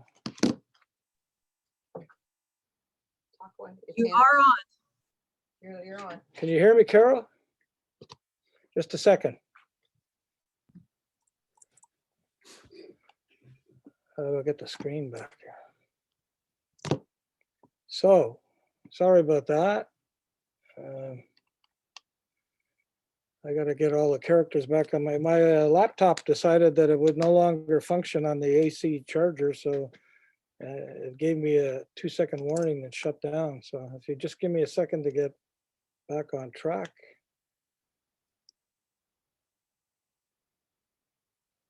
I gotta go to gallery. Okay. It's a dark and stormy night and I'm back. Okay, so I'm not sure if Clarence, I had you speaking and then I got cut off. So I don't know if anyone else wanted to speak on that question that hadn't spoken already. I guess not. So I have another question waiting here. Al, Sorry. did I have an opportunity for a rebuttal? Well, we sort of ruled that out, Duke, because with John Sagman back earlier, we said we would not entertain rebuttals. So yeah, sorry, but I have to say no, because my role is all-powerful Wizard of Oz here. So I have a new question. It says, it's coming from Greg Young. It's addressed to all the candidates. It says, in light of the horrific situation that took place across Canada in long-term care facilities during the pre-vaccination time of COVID, which resulted in a terrible loss of life in long-term care residents, frontline workers, and intervention required by the Canadian Army. Would each candidate please give a brief comment on your party stance on the following? Long-term care across Canada needs to be nationalized with a national set of long-term care standards. These national standards must guarantee a minimum standard of care of 4 hours of hands-on care per resident per 24 hours. And for-profit private long-term care facilities must not be allowed in this country as part of the restructuring of long-term care by a national strategy to transform all homes to meet a national standard. Thank you, from Greg Young. And so I guess it's addressed to all of you. So if Clarence, you'd like to speak, go ahead. Then Stephen Zimmerman follow that. Yeah, I totally agree with that. I mean, these people are placed in long-term care facilities, some without proper ventilation and air conditioning, and all these homes need to meet a standard that would be satisfactory and would make them comfortable. After all, these seniors have served this country all their life and should not be treated that way. And so those long-term care facilities need to be upgraded. Thank you.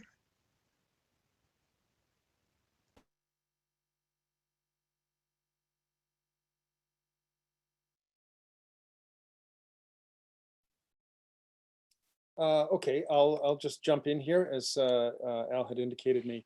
In regards to what was posed in the question about national standards for long-term care homes, yes, absolutely. That's the Green Party position. And I think, you know, the tragedy that unfolded during COVID,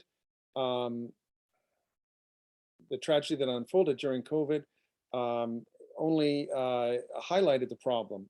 My mother was in a long-term care home decades ago, and you know, the problems were evident even then. I think with national standards, we also have to look at the people who work in long-term care homes. You know, it's not necessarily a great place to be working. Some of them aren't treated very well. One of the problems in Ontario is private long-term care homes. People moved from one to the other, and they spread COVID. What's the number? Something like 15,000 Canadians died in these long-term care homes during the pandemic. Clarence, I think, you know, your comments, I would agree with the comments that you made, that these people deserve care. We deserve a national system. So the question is posed, Absolutely. We need long-term care standards. And again, I would refer people to the Green Party platform. Thank you.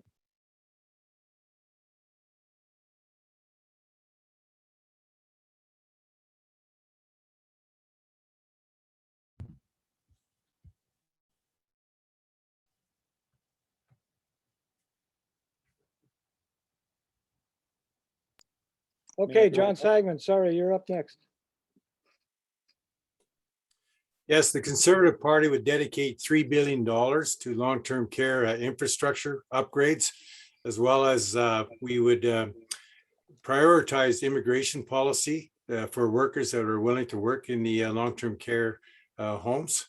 And in addition, my mother's 93 years old and still living in her apartment without a long-term care home. So we would like to promote that. The Conservatives, we have tax incentives for children that are caring for their parents, as well as old age pensioners, et cetera, that are living at home. So that's our platform, is to, one, upgrade the facilities, but number two, encourage pensioners, et cetera, that want to stay at home, to allow them to do that, as well as their families to take care of them. Makes sense. Anyone else want to weigh in on this? Sorry, Duke? Yeah, Go ahead. we're using our raised hand function here, and you're not acknowledging Yeah, I it, know, there, but Al. Yeah, I keep thinking I'm looking at my hand, so go ahead. I'll go old school here. Yeah, Thanks. you're doing a great job. Thanks for the question. Yes, speaking from direct experience in working with our Wakumekong nursing home here, I believe there does have to be some national standards and clearly some investments. We have excellent staff that works within the home, and I think one of the, well, I believe one of the commitments here from the Liberal Party is to increase the minimum wage for personal support workers. I think it's an important aspect of a home's operation to have the ability of personal support workers that truly care for our seniors that live in the long-term care homes. So yes, absolutely. I believe in a national standards, a good quality of life in their golden years. Okay, thank you, Duke. Anyone else want to weigh in on that hasn't spoken already? Nope, okay. Yes. Yeah, we have two of us, Mr. Oh, you're, Askalinen and myself. Yeah, so sorry, Carol, but when you know, where you have that hand is right, same color as your party orange, so it's hard for me to see. Anyway, go ahead. go first. Okay, perfect. So thank you very much for the question. And, you know, as I mentioned, you know, under the Conservatives and the Liberals, we've seen cuts to healthcare, even when we were looking at doing a coordinated approach and on innovation through the provincial health accords. This is where the Conservatives, you know, didn't even want to bother working on that. They let that expire. So really it is time to take the profit and greed out of the care of our most vulnerable loved ones. We saw that during COVID, how so many seniors lost their lives. And, you know, we certainly need to have better infrastructure. We need to make sure that the healthcare workers are properly paid. So, you know, we will end private for-profit long-term care and bring long-term care homes under the public umbrella, beginning with the federally owned Rivera homes. You know, the government owns long-term care facilities, and we want those to go back. We want those to be publicly driven things so we can have more accountability there. These are entities where the shareholders made billions of dollars during COVID, while these people were left to die. While they were the most affected. So we certainly have to do that. And I'm going to come back to Mr. Sagman's comment about me being here for more than 10 years. The Conservatives were in power for 10 years. They had a horrible relationship with Indigenous communities. They ignored them. They wouldn't work with them. And, you know, I mean, we saw so many cuts to services. And meanwhile, the billionaires were making their fair share of money, I can tell you that. And when it comes to the oil and gas subsidies, both the Conservatives and the Liberals continue to do that. These monies should be reinvested into renewable energies, into good jobs. So, we need to take care of our healthcare system. And I really appreciate the work that Greg has done within his lifetime, because he's worked in long-term care. He has seen on the ground what happens. And I know that those facilities out there were not ready. They couldn't stop the COVID from going in there because those infrastructure pieces, those institutions are not in a state to prevent an outbreak from happening the way that it has with the COVID. Thanks, Carol. Go ahead, Harry. Sorry, I missed your hand earlier. Go ahead. Thank you. I disappeared from the scene here for a while. I lost my video, but I was still here listening to everybody. In any event, what we've seen from the Quebec experience was that the long-term care homes were badly managed, badly understaffed. And of course, COVID exacerbated the situation. And but interestingly, when you look at who actually died from COVID, what we see is that most of the deaths were in the long-term care homes of individuals who already had very serious comorbidities. And if you look at what the CDC has done in the US, just to putting COVID in perspective, okay, it's not the great pandemic that's made out that we've heard. The CDC has adjusted their COVID-only death figures, okay? And so now they state that only 6% of the reported COVID deaths were actually COVID only. And so we're talking about individuals who are already sadly dying of something else, and COVID may have done I'm citing figures. I'm citing CDC figures, on a massive scale in the US, okay? We may not have the comparable figures for Canada, but CDC has adjusted their 220,000 COVID death figure down to 20,000 COVID only deaths, okay? And so again, COVID has been exaggerated grossly. 99.9, almost 100% of us have survived COVID without a vaccine. So we can see how grossly COVID has been overblown in the media, on every level. The vaccines pushed on people, get an ice cream and get a vaccine, get a lottery ticket, get a vaccine. It's gone to manipulation and control. Okay, if this is a real pandemic, you wouldn't have to offer people ice creams and lottery tickets to get a vaccine. Come on. So what we're seeing is medical tyranny against the rights of Canadians and coercion. That's what we're seeing. Okay, thank you, Harry. That's not a bad segue into the next question. So I'll read the question, and it's from Zach Nichols in Little Kurt. He'd like to address the question to Clarence Barda from the Christian Heritage Party. Do you believe it is just that people who decline a COVID vaccine or gene therapy inoculation that are still in the experimental stage with unknown adverse effects should lose their jobs or be denied services such as healthcare, or what should happen to such people? So Clarence, he is addressing it to you, then we'll let everyone else that wants to speak answer that. Well, absolutely.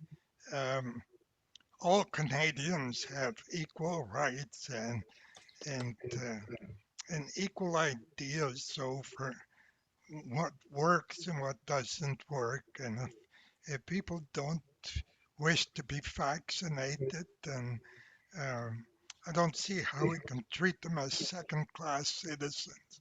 They have the same rights as everyone else. What we're looking for, and by now I think people get it, we need to be responsible about how to handle this COVID, and it will eventually clear up. Now, personally, I've had my double shots because I knew that I would never be able to board an airplane, and I do need to travel. Um, how much it's helped, I'm not sure. I know the hand washing, the hygiene, the mask, those things are working because I've seen personal evidence of that. So thank you for the question. Thank you, Clarence. Okay, I'm really paying attention now to see if anybody raises their hand to weigh in on the question. There you go, Harry, you're up. Okay, People's Party does not believe in vaccine passports, any restriction on the unvaccinated. Here we have vaccines that are failing, okay? We know that you can catch COVID with a vaccine and you could transmit COVID with the vaccine. This is an almost useless vaccine. I'm going to say that has almost no efficacy, okay? We're seeing from StatsCan, we're seeing 13,000 injuries already from the vaccines, 3,000 plus serious injuries. That includes death. Okay. Any sane nation would have shut this thing down at 3,000 severe injuries.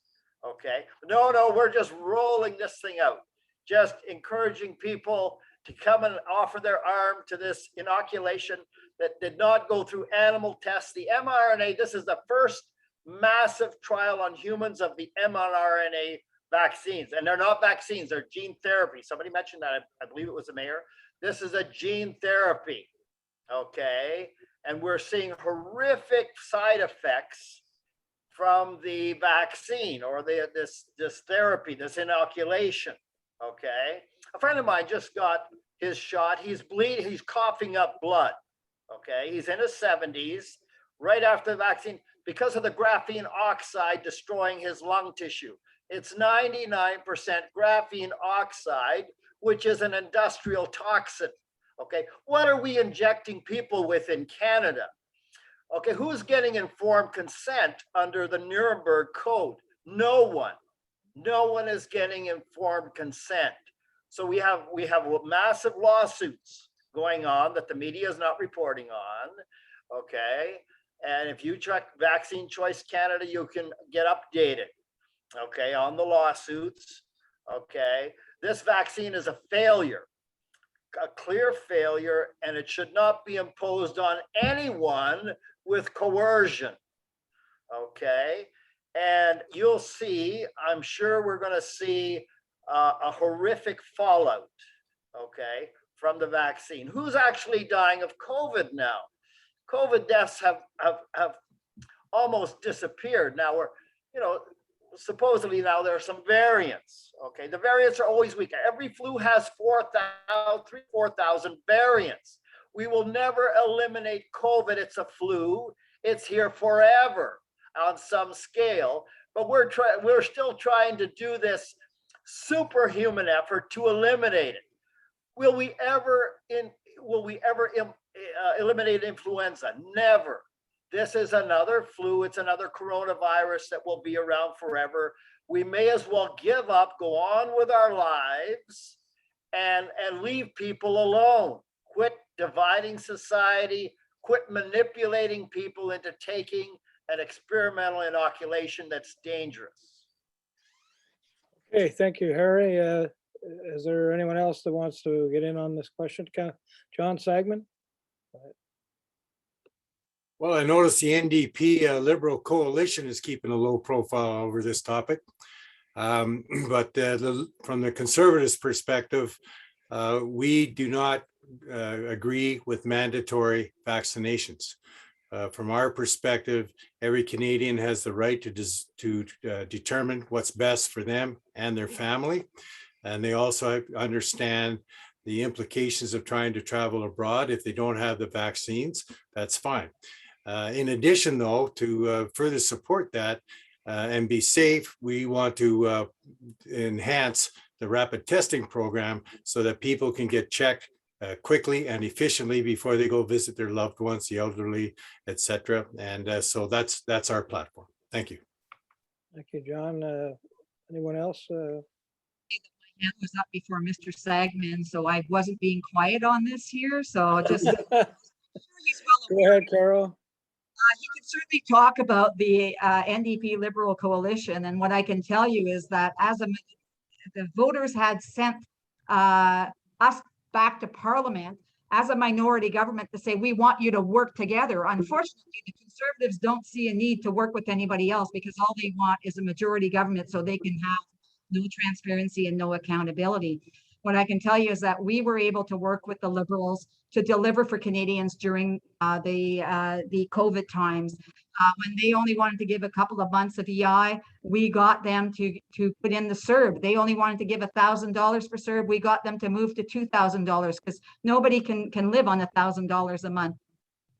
What I can also tell you is that when it comes to the wage subsidy, when it comes to the rent subsidy, it was the NDP that were there. You know, the Conservatives got nothing out of this, nothing. So we were pleased with the work that we have done, and we were dismayed that the Liberals called an election when they just put a budget forward that we had, you know, worked with them, and then they're saying, oh well, it's dysfunctional. Well, how can that be when we're doing all of this work? So on the question at hand, what I can tell you is I'm just shocked by what, you know, Mr. Askalinen is saying. I mean, the reason that we don't have people dying right now, that the rate is low, is because we took the opportunity to go there and get the vaccines. And as I've indicated before, the MNRA vaccine has been used in the past as well, not for COVID, but for other things, including cancer, on cancer patients. So that technology and the world came together to work together to deal with this. So until we can have more people vaccinated across the world, and this is where we need to make sure that we respect our obligations to the OEDC countries, make sure that the third world countries have access to vaccines so that we can all get on with our lives on a normal basis. So, you know, the information that he's indicated, I would ask him right now to go down to Kitchener Hospital, where my daughter works as a respiratory therapist, and see the patients that she sees now that have been affected by COVID, where their lungs are shot. So, you know, it's quite problematic to hear somebody like that indicate how he doesn't believe that the COVID is really such a critical issue, and that the vaccine doesn't work. The vaccine works. It's proven to work. Yes, you can still get infected, but the effects won't be as bad. And yes, you may infect somebody else, but hopefully if that person is vaccinated, those effects won't be as bad. So I just pray and hope that Harry, that you're not going to be affected by COVID, because the cases are going up.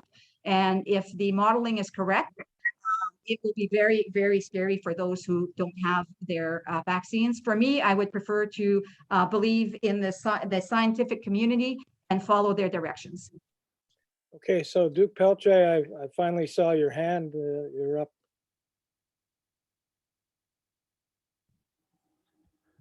Okay, thank you, Al, and thanks for the prompting, Mr. Sagman.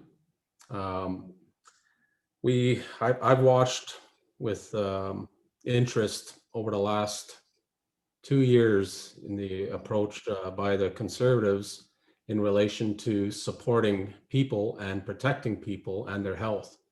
On a daily basis, I've had to communicate with my own community members, provide them updates on COVID and the impacts to our community.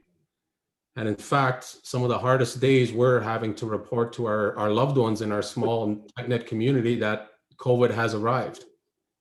And just this past month, many individuals were forced to spend the whole month of August in the ICU, intubated. These are our loved ones. It makes no sense to not accept a vaccine.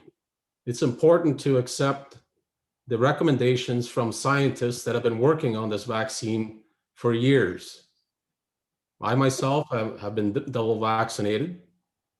I believe that it's the most important way for an individual to layer their protection by not only having their 2 doses, but also to continue with the recommendations that have been happening. Wear your mask, sanitize, maintain your hygiene, and distance yourself. Miigwech. Thank you, Duke. Stephen Zimmerman, you're up next. Thank you. I want to go on the record as being in favor of coalitions. I think coalitions make for very good government. And I'm going to echo Carol's comments about why are we having an election? We're having an election because the system is broken. Justin Trudeau thinks he can get a majority, or thought he could get a majority government. Instead of working with others, the system pushes him towards it. And it's not just Justin Trudeau. Stephen Harper did the same thing. I also want to thank Duke for being another voice of reason here regarding the vaccines. Regarding vaccine mandates, yeah, I'm in favor of it. I don't think anybody should be forced to get a vaccine, but if you don't want to get a vaccine, don't go out in public. Don't endanger the rest of us. The evidence is overwhelming. Vaccines work. They're not 100%. No vaccine is. No vaccine was ever expected to be. But if you don't want to get vaccinated, fine. But, you know, don't endanger the rest of us. You have the right not to be vaccinated, but we have the right not to be infected by your choices. There's lots of restrictions in society. We aren't free to do absolutely anything that we want because our actions affect other people. And I think vaccination, I believe in vaccine mandate. I believe in vaccine passport. As an education worker, I have to be vaccinated. Or I guess I could be tested. It's not quite clear to me, but I am vaccinated. I was double jabbed as quickly as I could. If you don't want to get vaccinated, fine, but you're going to face restrictions because the rest of us don't want you putting us, our health, and the health of other people at risk. Thanks. Okay, I think we've all spoken on that topic, so we've agreed that we wouldn't have rebuttal. So we're now for something completely different. I have another question for you that I just have in front of me. This is from Perry Anglin in Minnemoya. He's saying the NDP and Liberal candidates have experience as referees of public debate in bodies that make laws. Ms. Hughes has done so as a Deputy Speaker of the House of Commons. Mr. Peltier as a longtime chair of band council meetings. Bearing in mind that some cabinet ministers must chair cabinet committees and must also sacrifice much of their private life, I asked them two related questions. First, would they accept cabinet positions if their party formed a government or entered into a coalition government? Second, what would they think of a coalition that could ensure a majority government for their common goals? So that's addressed to everyone. Whoever would like to speak first, let me know by one of those artificial hands or a real one, just like Stephen Zimmerman has up here right now. Go ahead. I think I'll say this again. I'm in favor of coalitions. Thank you. Okay. Very succinct. Thank you. All right. Anyone else? Carol, your hand's up.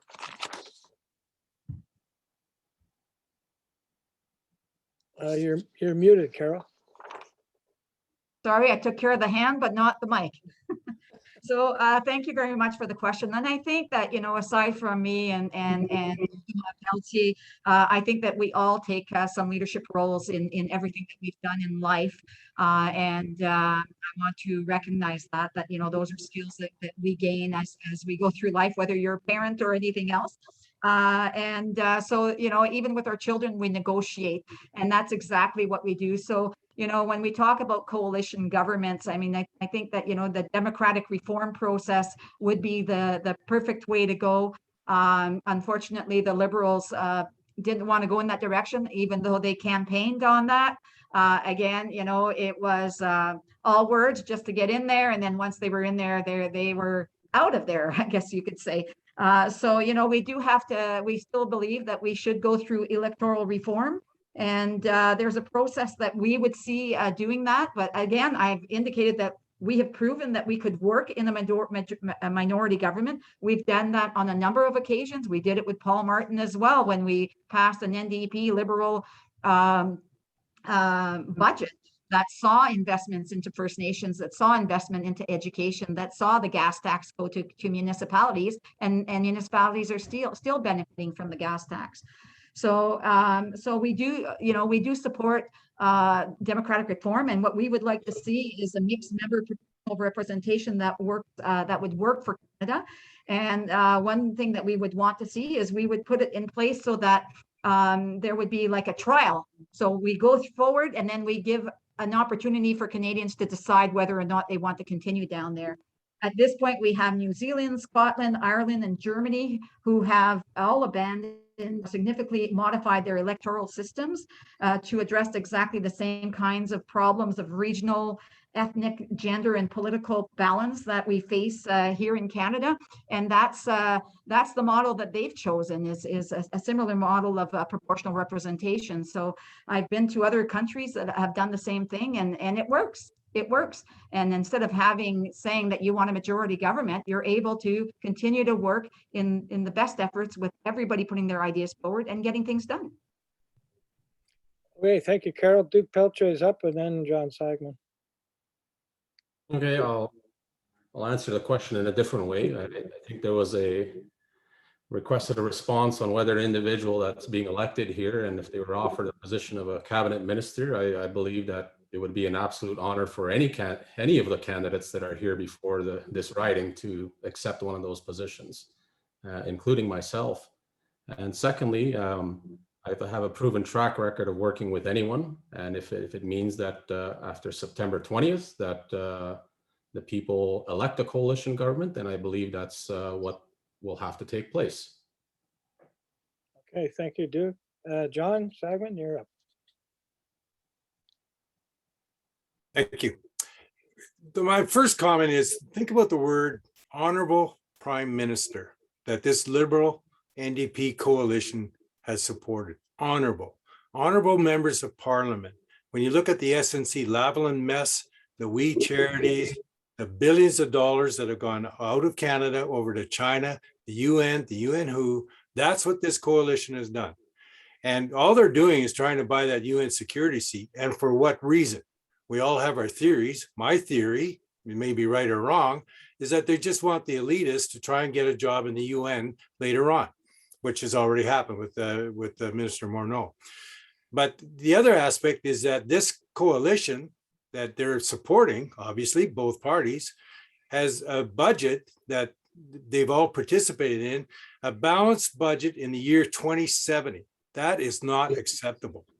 And so there's so many things wrong with this coalition that I'll put my support behind a majority conservatives. That's what we need. And we need change, and we got to secure our future.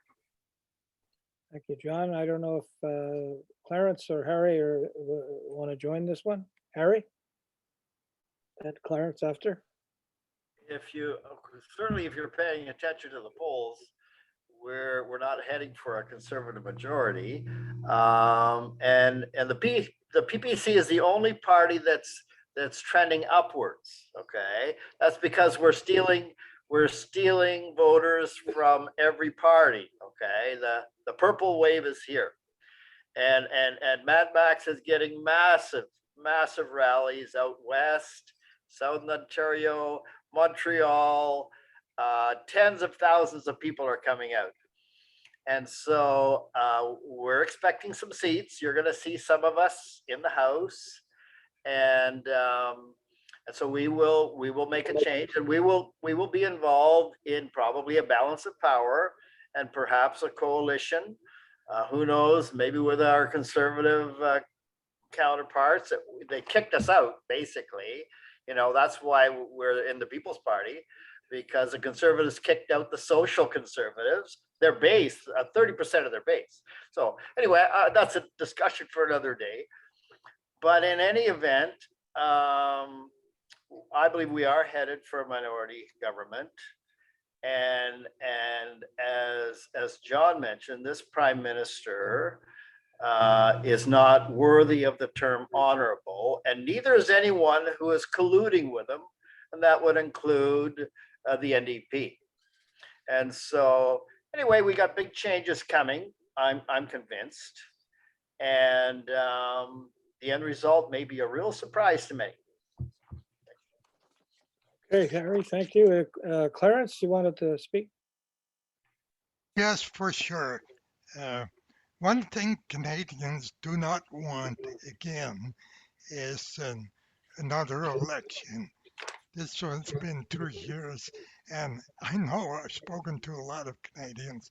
They do not want another election so soon. And the cost seems such a waste. The country is in debt for like over $1 trillion. I can't even imagine how much money that is. And the money wasted on another election, and not to get anywhere because it looks like it may still turn into minority, it seems a huge waste to Canadians. That's my opinion. Okay, thank you, Clarence. So that everyone's spoken to that question. I appreciate your input. I just want to update the candidates. I mean, we're looking to try and end this by 10 o'clock so that we don't exhaust everybody here tonight.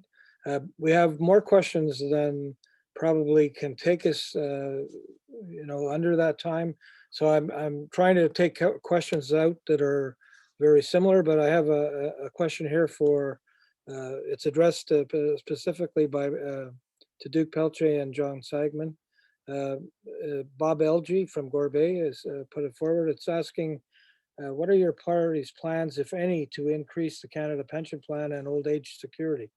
So I'll let, how about Duke Peltier? Would you go first, and then John Sagman?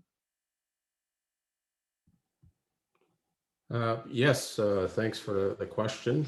I think it's very clear that through my discussions with seniors in the riding that there is a requirement to increase the guaranteed income support of seniors. And it is a commitment that the Liberal Party itself has put forward to ensure that there is a better quality of life for all seniors across the country. And these supports will be on top of the investments that have already occurred since 2015. So I think that we are very committed to ensuring that these do increase for seniors because the cost of living has increased significantly. Thank you. Thank you, Duke. John Sagman, you're up. Yeah, with respect to the seniors, we want to put in legislation that when a company goes bankrupt, can you hear me? Yep, sorry. Okay. When a company happens to go bankrupt, that their pensions, our pensions are protected. In addition, we have to tackle inflation because it is chewing up our this massive debt and the fact that the government is printing so much money. We have to tackle that and protect our pensions. And we also have tax credits in place so that when seniors are going to work, low-income seniors, et cetera, they get another tax credit on top of that to help them out. So yes, we have to do a lot to because they're on a fixed income, and with this the amount of inflation that's going on is over 4% now. We really have to help our seniors for sure, get them through that. Thank you, John. Carol Hughes, you were first, and then Harry is up after you. You're muted, Carol. Thank you very much. And I find it a little bit ironic that the Conservatives are saying they want to protect the workers' pensions when they were in power. They certainly did not do that. And so, when companies go bankrupt and all that, we need to make sure that those pensions are protected. As far as for seniors' pensions right now, well, again, it's evident that the Conservatives, they were raising the age of eligibility to 67 for OAS. That got finally repealed when the Liberals came in. It was something that we were totally against. However, the Liberals have now created a two-tiered level of seniors, those who are up to the age of 74 and those 75 and over. So that's quite problematic because they're saying to the ones under the age of 65, you're not really a senior, a junior senior. And so now that you're a senior, we're going to give you an extra $500. However, what I can tell you is that I am now getting complaints or inquiries from seniors who receive those dollars who are saying, well, now I don't qualify for my GIS, or they've deducted that from my GIS, so they're not further ahead. And so it's quite problematic. I mean, basically, the Liberals are playing Russian roulette, saying, you know, their life expectancy isn't going to be as long, so let's just give it to the people 75 and over. And let's be very clear, people who get the GIS are those who are really in need. They're usually the low-income seniors. So certainly there needs to be much more done. And what I can tell you is that, you know, we are looking at a guaranteed livable income for everyone, actually, at the end of the day. There's a lot that we can do as well. So the other thing that we need to do is put in place a pension advisory commission, and that's what we're committing to develop a long-term plan to enhance old age security, boost the guaranteed income supplement to lift all the seniors out of poverty, and strengthen the Canada Pension Act. We'll also make automatic enrollment in OAS and GIS retroactive. I think that that's really important. So no retiree misses out on benefits that they should be receiving. I can tell you my offices get a lot of complaints from seniors, or we get a lot of calls from seniors who are having trouble making ends meet. And so, you know, we're having to go through this process to make sure they get what they should be getting. And there's a lot more that we can do. We talked about healthcare, but even affordable housing is quite an issue. And on the healthcare front, again, you know, we get a lot of seniors that call us about their dental plan. And if people don't have good oral health, it affects their personal health as well. So they could end up with a heart attack. They could end up with other conditions. And so that's why it's important for us to have a national pharmacare that's publicly delivered. All right, thank you, Carol. Harry, I think you want it in. Yes, if any seniors in Canada is relying on any of the establishment parties to look after them, history shows it's been a colossal failure. The Canada Pension Plan has been grossly mismanaged. If you look at just a normal rate of return on a Canada Pension Plan payments by the average individual, the monthly payment should be closer to $2,000 a month instead of the measly 650 or 700. It's been grossly mismanaged. And so our party will review that and look at where those investments could be made. We shouldn't be investing in Mumbai housing, you know, in India. We should be looking at blue chip investments with the Canada Pension Plan. The Liberals want to call it a benefit, a government benefit. It's not. There's no government money involved in the Canada Pension Plan. Okay, and they've done a horrible job. Every government in Ottawa for the past 30 years has done a horrible job in managing it, and we will change that. Okay, any other takers? Clarence Barda? Go ahead.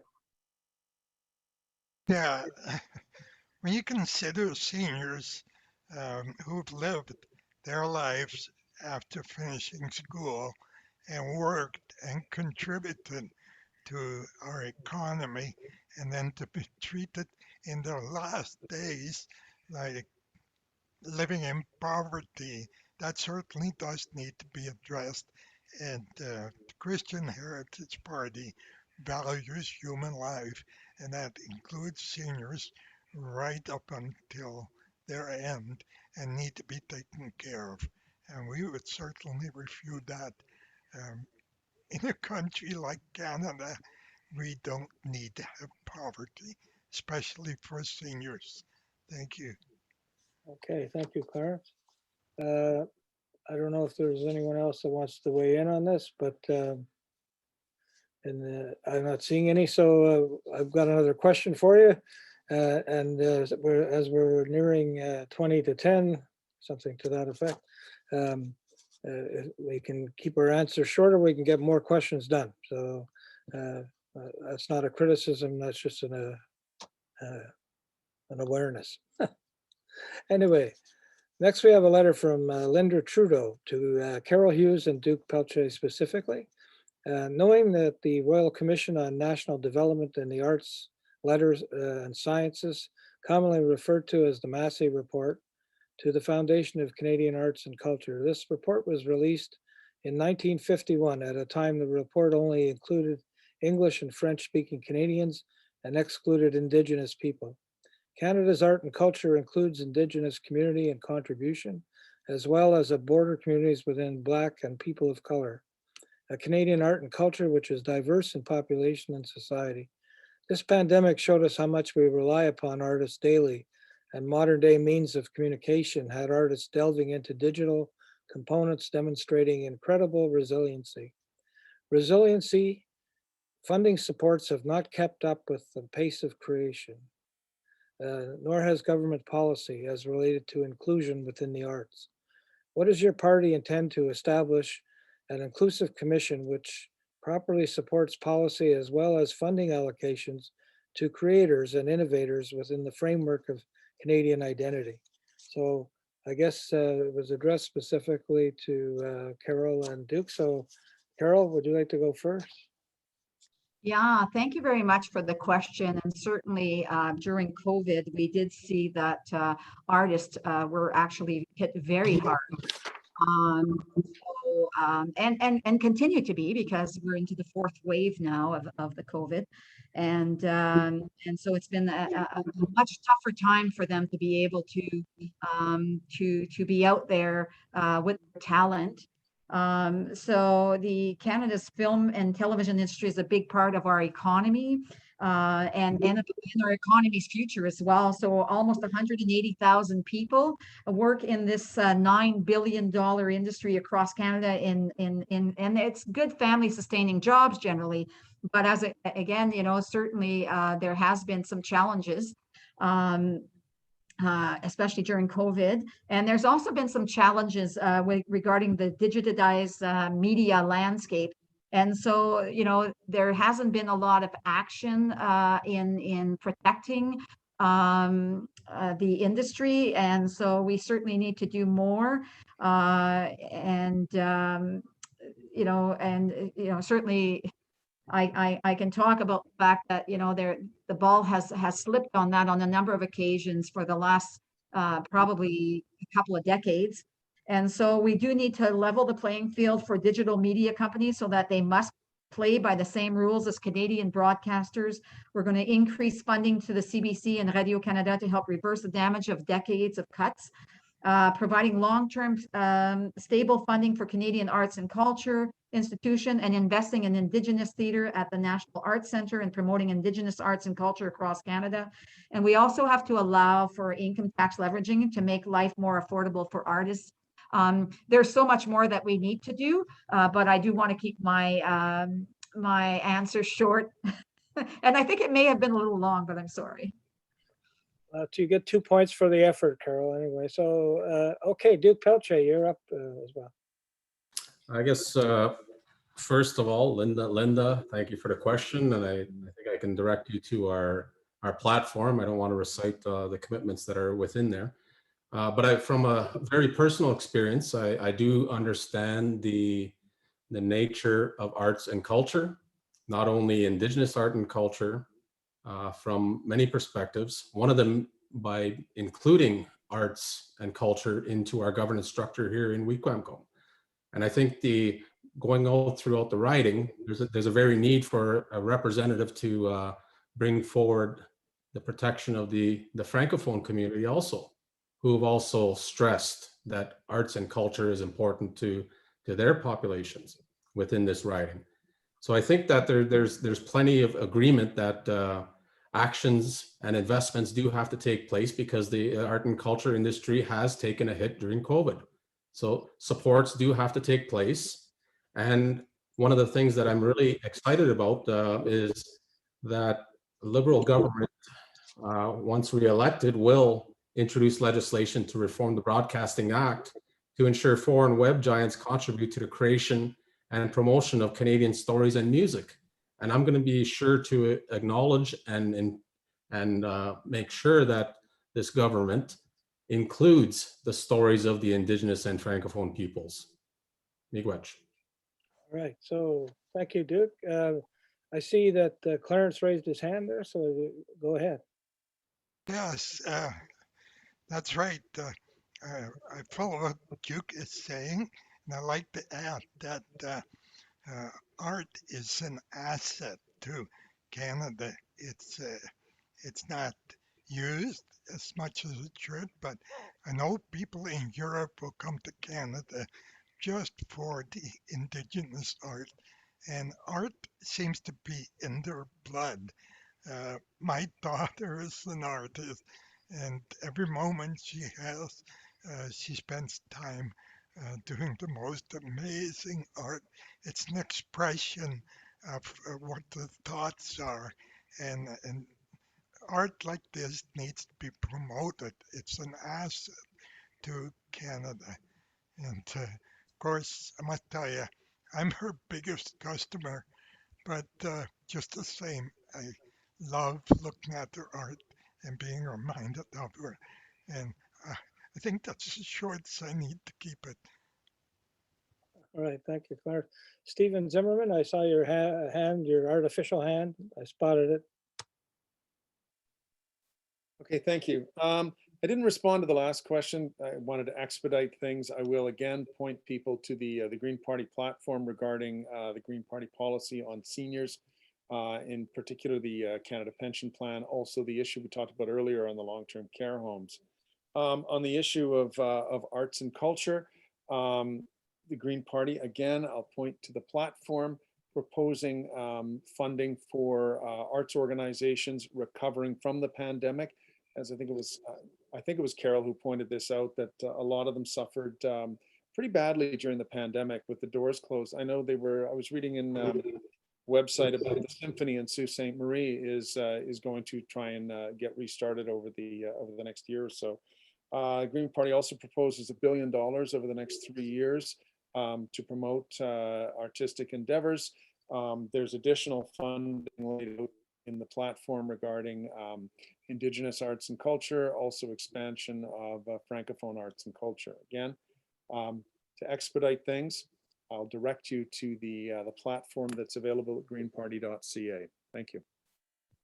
Okay, thank you, Stephen. Harry, I think your hand was up. Yes, our Prime Minister, our Honorable Prime Minister, has been quoted as saying there is no Canadian culture per se. We're a post-sovereign state.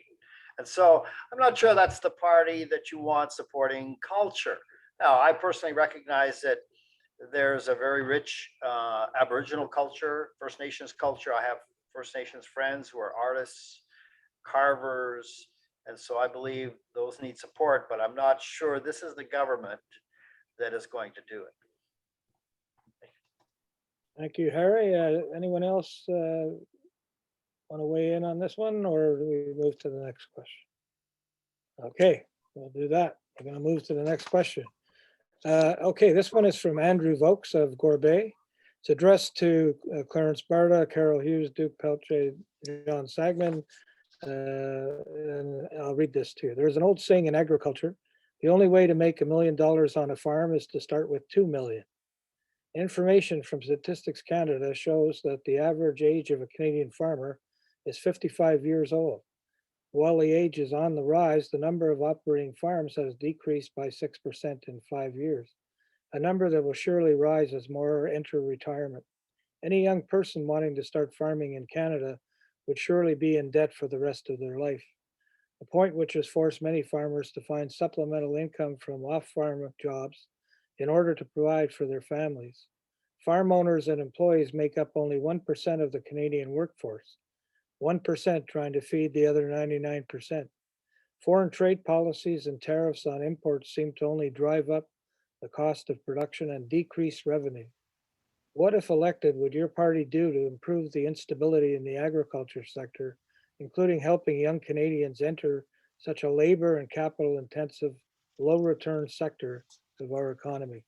So basically, I mean, any of you can speak to it. It was addressed to 4 out of 6, but anyone raise their hand, I'll give you the floor. Go ahead, Harry. The People's Party are strong supporters of free enterprise, and so we're lacking free trade even amongst provinces in this country, which is just difficult to fathom. And so, and we do have issues with supply management. The reason why a young person who's not already involved in a dairy farm or, let's say, poultry farm can't get into farming is because of the quota system. You can't just buy 5 cows and start into dairy farming. You need to buy a quota. Okay, and that's often a prohibitive entry point for a new farmer. So that's something that we would like to look at, the whole supply management scenario and system to allow freer entry and freer enterprise in certain sectors of the farming industry. Thank you. Okay, thank you, Harry. Go ahead, John Sagman.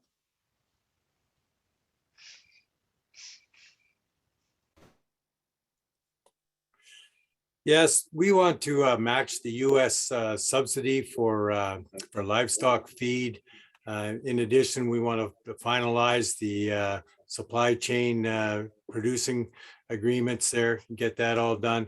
And then we want to put $3 billion towards climate enhancing graze lands and grazing lands, as well as wetlands and forests. So there's a lot that we can do with the farmers, but in addition, we need to get our technical ability going from Ottawa and help out with a lot of the liquefied natural gas and some other enhancements that we could do with our farmers to make them more competitive. Thanks. Okay, thank you, John. Stephen Zimmerman, you're up next. Thanks. Okay, so once again, I'm going to point to the Green Party platform. There's quite an extensive section on revitalizing agriculture. In particular, this question talked about young farmers and how the farming population is aging out. One of the issues, I think, is large multinational corporations who are buying up large blocks of land, and they're driving out a lot of the less well capitalized farmers. The Green Party has a plan committing $3 billion over the next 5 years to help farmers get into sorry, I'm losing the thread here after a couple hours, folks. To get farmers online, to help out farmers, to help them go. The Green Party would take action against these multinational corporations and sort of protect shorter local supply chains to bring back, the idea of the family farm, so that the farmer who is less well capitalized is not losing out to these multinational corporations who can sort of buy up massive amounts of land and bring in massive amounts of capital and equipment. We need to protect local food supply, local supply for things. So again, I'll direct you to the Green Party platform. It's got quite an extensive section on agriculture. I'm afraid my technical expertise in this area won't allow me to explain it better, but it's well explained in the party platform. Thank you. Thank you, Stephen. Carol Hughes, you had yours, and then after that, Clarence is up. Okay, I think Clarence was before me, but if you want, I'll go ahead. Apparently, is ambivalent. Go ahead. Okay, perfect.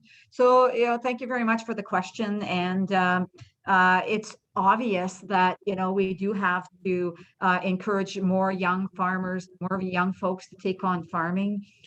We have lost over the past couple of decades. We did lose a lot of our farmers because of the lack of support and some of the legislation that was in place. So, we do have to ensure that farmers are able to transfer their farms to their kids. That has been an issue. It was actually better for somebody new to take that on than for their kids to take it on. So, that's not the type of legislation that we need in place. It is a vital sector for our economy. It was made even more evident during the beginning of COVID, where we weren't able to get our supplies. You know, hamburger, it was hard to come by. I remember having some meat in my freezer and grinding it down for my niece so she could have some hamburger. So you know, it's evident that we do need to ensure that the proper support networks are there. We need to innovate. We also need to make sure that supply management is protected and that ensure that reciprocity. It's getting late as well for me, and I have an early morning. So, in all trade negotiations and supporting these sectors as they innovate and grow, we will introduce a payment protection program for produce growers and take immediate steps to restore protection for growers selling to the United States under the Perishable Agriculture Commodities Act. And we will also support sustainable agriculture, working with Canadian farmers to promote sustainable land management techniques and methods to reduce GHG emissions. And, you know, more and more people want to know that their food was locally grown. So, you know, we have an opportunity to continue to help grow that local economy because people want to know from the time that the little chick got to the farm to the time that it goes to the table, how that chick was treated and where it came from. And I know that Bert's farm on Manitoulin Island and many other produce or farmers in the area certainly do their best to try to fill that void. And I'm pleased that I was able to work with the abattoir to help the bottleneck out of that along the Highway 17 corridor to have that abattoir built because there was certainly a need for a new abattoir along the Highway 17 corridor. Thank you, Carol. So Clarence, you're up. Yeah, I can keep this short. A nation that cannot feed itself cannot survive. So the CHP will develop a national food strategy. There's no more important task for a nation than food production. The CHP supports the institution of the family farm. It and All right, thank you, Clarence. Duke Peltier, I see your hand. Go ahead. Yeah, thank you, Al.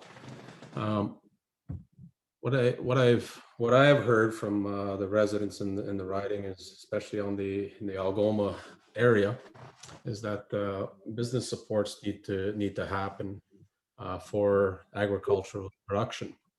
What they're experiencing is that they, regardless of the size of their farms, they are unable to make a living at the agricultural game. And I speak from experience growing up on a farm. I've seen it with the family farm where they either had to have 500 head of cattle and still have a subsidy. So it's unfortunate that the federal government itself, and it's something that I would definitely bring to the table within the Liberal Party to ensure that these types of supports are available for those that are operating their small businesses on the agricultural farms. Okay, thank you, Duke Peltier. So in the interest of those that are experiencing what will be 3 hours of great debate and presentations, we aimed to try and end this around 10 o'clock. And for some of us, it's more of a drain on our own resources than others. So I think we will end it there. We have several more questions that could take us right through the night, but I think that we have all got a fairly good understanding of the platforms and the wishes and hopes of the candidates that are in Algoma, Manitoulin-Kapuskasing. And I really do want to extend my thanks to all of you for participating. I think that we have a really good cross-section of people that were writing in. There's many more questions to come. I'm sure you'll be facing them in the rest of your efforts up until September 20th. I wish you all good luck. It takes a special kind of people to put themselves out on the line for service and representing this riding. And I appreciate that all of you came. And I'm not sure if Alicia would like to speak to you as a representative of the Manitoulin Expositor, who's been. Sorry, I just want to echo I'll It's my send you right-hand this. shoulder. And thank everyone and wish them all the very best on the campaign trail and safe travels and Wamapi. Thanks, guys. All right. So good night. Look forward to seeing your campaign as the weeks go on, and get some rest. And I know it's a lot of work and a lot of drain. So Safe good night. travels, everybody. Good night. Michael.